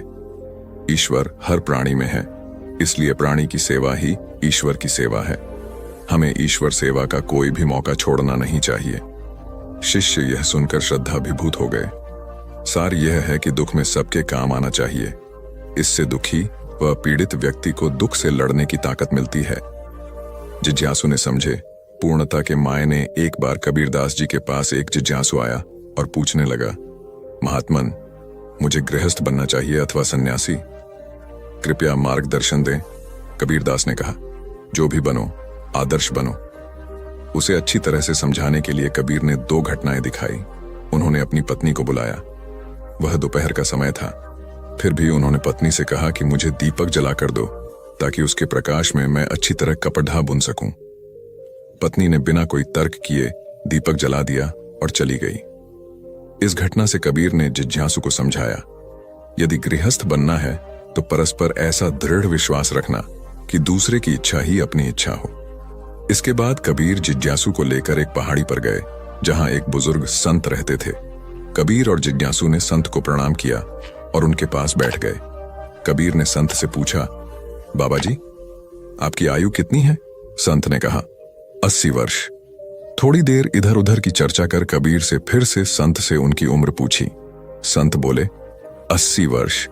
इस प्रकार थोड़े अंतराल के पश्चात कबीर ने कई बार संत से उनकी आयु पूछी और संत ने हर बार बड़े प्यार से उन्हें बताया, 80 वर्ष। इसके बाद कबीर जिज्ञासु को लेकर पहाड़ी से नीचे उतरने लगे। थोड़ा सा नीचे उतरने पर कबीर ने संत को आवाज लगाई, महात्मन जरा सुनेंगे। संत कबीर के पास नीचे उतर कर आए और पूछा, क्या बात है बेटा? कबीर ने हाथ जोड़कर कहा, महात्मन, मैं आपसे आपकी उम्र पूछना चाहता था। संत ने मुस्कुराते हुए कहा, 80 वर्ष। तब कबीर ने जिज्ञासु से कहा, जिज्ञासु भाई, यदि संत बनना है तो इस तरह धैर्यवान व क्षमाशील बनना। वस्तुतः हम जहां जिस भूमिका में रहें उसके अनुकूल बनकर रहने से ही पूर्णता आती है। अतः जो बने आदर्श बने। कथा सिद्धार्थ के जीवन के उस दौर की है जब वे बुद्धत्व को प्राप्त नहीं हुए थे और निरंजना नदी के तटीय वनों में वृक्ष के नीचे ध्यान करते थे। सिद्धार्थ प्रतिदिन ध्यान करने के बाद पास के किसी गांवों में चले जाते और भिक्षा मांगकर लौट आते। कुछ दिनों बाद उन्होंने भिक्षाटन पर भी जाना बंद कर दिया क्योंकि एक गांव के प्रधान की छोटी बेटी सुजाता उनके लिए नित्य भोजन लाने लगी। कुछ दिनों के बाद उसी गांव का एक चरवाहा भी सिद्धार्थ से प्रभावित होकर उनके पास आने लगा। उसका नाम स्वस्ति था। एक दिन स्वस्ति से सिद्धार्थ बातें कर रहे थे कि सुजाता भोजन लेकर आई। जैसे ही सिद्धार्थ ने भोजन करना शुरू किया, उन्होंने बातचीत बंद कर दी। स्वस्ति ने बात करने की कोशिश की तो सिद्धार्थ ने इशारे से उसे चुप करा दिया। जितनी देर तक वे भोजन करते रहे बिल्कुल चुप रहे, स्वस्ति को हैरानी हुई। उसने सिद्धार्थ से भोजन करने के उपरांत पूछा, गुरुदेव, आप मेरे आने के बाद निरंतर वार्तालाप करते रहे, किंतु भोजन के दौरान एक शब्द भी नहीं बोले। मैं तो भोजन करते करते भी बातें कर लेता हूं, आपने तो मुझे भी इशारे से चुप करा दिया। इसका क्या कारण है? सिद्धार्थ बोले, भोजन का निर्माण बड़ी कठिनाई से होता है। किसान पहले बीज बोता है, फिर पौधों की रखवाली करता है और तब कहीं जाकर पैदा होता है। फिर घर की महिलाएं बड़े जतन से उसे खाने योग्य बनाती हैं। इतनी कठिनाई से तैयार भोजन का पूरा आनंद तभी संभव है जब हम पूर्णतः मौन हों। यदि हम भोजन को पूर्ण शांति से मौन रहकर अच्छी तरह से चबा चबा कर खाएंगे तो यह आसानी से पचेगा, जिससे पेट कभी खराब नहीं होगा। मौन रहकर भोजन करने से भोजन का श्वास नली में जाने का खतरा भी नहीं रहता। अतः भोजन के दौरान मैं मौन रहकर उसका पूरा आनंद लेता हूं। वस्तुतः शांति से किया गया भोजन न केवल शारीरिक भूख तृप्त करता है, बल्कि मानसिक आनंद और सात्विक ऊर्जा भी देता है। कबीर अपने स्टिक दोहों और पैनी साखियों के कारण धीरे धीरे सिद्ध पुरुष के रूप में ख्याति पाने लगे थे। वे जुलाहे का काम करते थे, सत्य को सीधे सपाट ढंग से कह देना, और वह भी निर्भीकता के साथ। ये कबीर ही थे जिनका इतना साहस था, इसलिए आम जनता के लिए वे श्रद्धा का केंद्र बन चुके थे। इतनी प्रसिद्धि पाने के बाद भी कबीर ने अपना पैतृक व्यवसाय नहीं छोड़ा। वे प्रतिदिन कपड़ा बुनते थे और साथ साथ जनसंपर्क व भजनादि का कार्य भी करते रहते थे।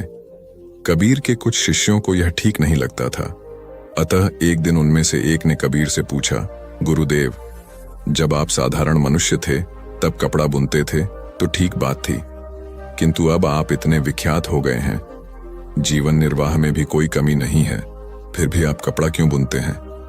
आपको यह शोभा नहीं देता?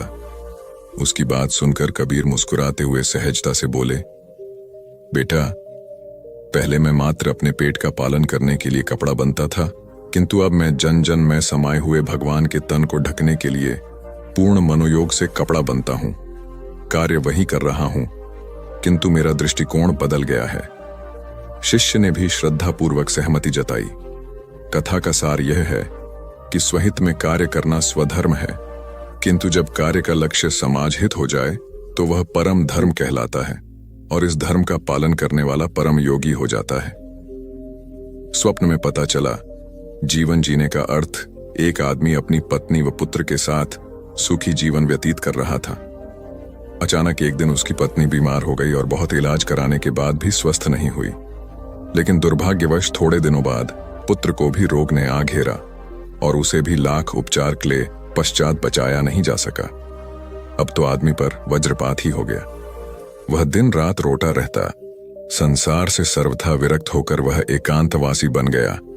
न किसी से कुछ बात करता और न ही मिलता जुलता। एक दिन अपने पुत्र का स्मरण कर वह देर रात तक रोता रहा, फिर उसकी आंख लग गई। स्वप्न में वह देवलोक जा पहुंचा। वहां उसने देखा कि छोटे बच्चों का जुलूस निकल रहा है। उन सभी के हाथों में जलती हुई मोमबत्तियां हैं। उस जुलूस में उसका पुत्र भी चल रहा था, किंतु उसके हाथ की मोमबत्ती बुझी हुई थी। आदमी पहले तो अपने पुत्र से लिपटकर खूब रोया, फिर मोमबत्ती बुझने का कारण पूछा तो पुत्र बोला, पिताजी, आप मुझे याद करके बार बार रोते हैं, इसलिए आपके आंसुओं से मेरी मोमबत्ती बुझ जाती है। यह सुनते ही आदमी की नींद खुल गई और उस दिन उसने बच्चे के लिए रोना बंद कर दिया।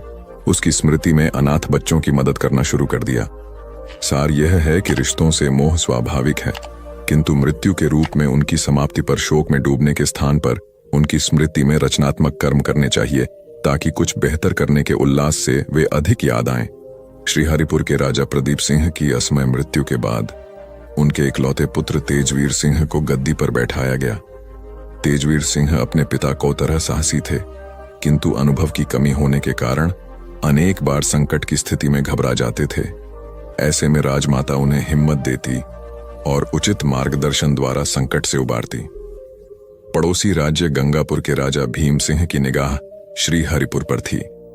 आखिर एक दिन भीम सिंह ने श्रीहरिपुर पर आक्रमण कर ही दिया। दोनों राज्यों की सेनाओं में घमासान युद्ध होने लगा। भीम सिंह को सेना बड़ी थी। अब तक राजा प्रदीप सिंह सेना छोटी होने के बावजूद अपने साहस और हौसले से सेना का मनोबल ऊंचा रख जीतते आए थे, किंतु तेजवीर सिंह इसे कायम नहीं रख पाए। 2 ही दिन में भीम सिंह ने 4 मील हिस्से पर अधिकार कर लिया। राजमाता ने तेजवीर सिंह को बुलाकर उससे पराजय का कारण पूछा।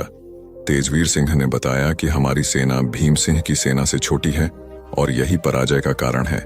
जब राजमाता ने तेजवीर सिंह के मुख से छोटी सेना के कारण पराजित होने की बात सुनी तो उन्होंने मन ही मन कुछ तय किया। जब रात को तेजवीर सिंह सोने से पहले उन्हें प्रणाम करने आए तो उन्होंने देखा कि राजमाता 6 पतली लकड़ियों के गट्ठर से फर्श पर पड़े लोहे के बड़े टुकड़े को तोड़ने का प्रयास कर रही हैं। तेजवीर ने उनसे कहा, मां, 6000 लकड़ियां मिलकर भी इस मजबूत लोहे को नहीं तोड़ सकती। तब राजमाता बोली, सही कहा, संख्या से मजबूती को पराजित नहीं किया जा सकता। इसी प्रकार हमारे वीर सैनिक और तुम लोहे की तरह मजबूत हो।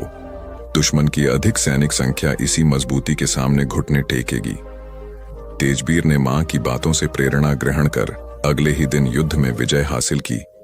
सार यह है कि दृढ़ मनोबल से हारी हुई जंग में भी फतह हासिल की जा सकती है। दृढ़ मनोबल हो तो किसी भी मुश्किल परिस्थिति का सामना आसानी से किया जा सकता है। इसलिए प्रतिकूलताओं में भी मनोबल ऊंचा बनाए रखें। विजयगढ़ के राजा भानु प्रताप सिंह बहुत दयालु और परोपकारी थे। एक वर्ष उनके राज्य के कुछ इलाकों में बारिश नहीं हुई, जिसके कारण कुछ गांवों में अकाल की स्थिति उत्पन्न हो गई। राजा को अपने मंत्रियों एवं अधिकारियों से स्थिति का पता चला। राजा ने तत्काल अकाल पीड़ित गांवों में सहायता पहुंचाने का आदेश जारी किया। मंत्रियों ने तुरंत अनाज, धन व दवाइयां सभी अकाल पीड़ित गांवों के मुखियाओं तक पहुंचाई ताकि वह पीड़ितों की सहायता कर सकें। कुछ गांवों के मुखिया बहुत ही भ्रष्ट थे। उन्होंने राजा द्वारा पहुंचाई गई सहायता सामग्री खुद जब्त कर ली तथा कुछ अपने चापलूसों में बांट दी। राजा के कुछ मंत्री व अधिकारी भी इन मुखियाओं से मिले हुए थे और उन्होंने भी राहत सामग्री से अपने घर भरे। आम आदमी अगर मुखिया के पास आकर राहत की मांग करता तो उसे यह कहकर भगा दिया जाता कि अभी राजा की तरफ से सहायता नहीं मिली है। अगर कोई आम आदमी राजा के पास शिकायत लेकर जाने की कोशिश करता तो भ्रष्ट मंत्री व अधिकारी उसे राजा के पास पहुंचने ही नहीं देते थे। कुल मिलाकर पूरा भ्रष्टाचार का जाल फैला हुआ था। राजा अपनी तरफ से आम लोगों के लिए सहायता भेजता था, लेकिन भ्रष्टाचार की वजह से वह आम आदमी तक पहुंच नहीं पाती थी और भ्रष्ट मंत्रियों व अधिकारियों की वजह से आम आदमी की पहुंच राजा तक नहीं हो पाती थी। इन्हीं गांवों में से एक गांव में राम सिंह नाम का एक किसान रहता था। उसकी बीवी और बच्चा बीमार थे। वह अपने गांव के मुखिया के पास गया और सहायता की मांग की, किंतु मुखिया ने उसे धमकाकर भगा दिया। बीवी और बच्चा भूख व बीमारी से मर गए।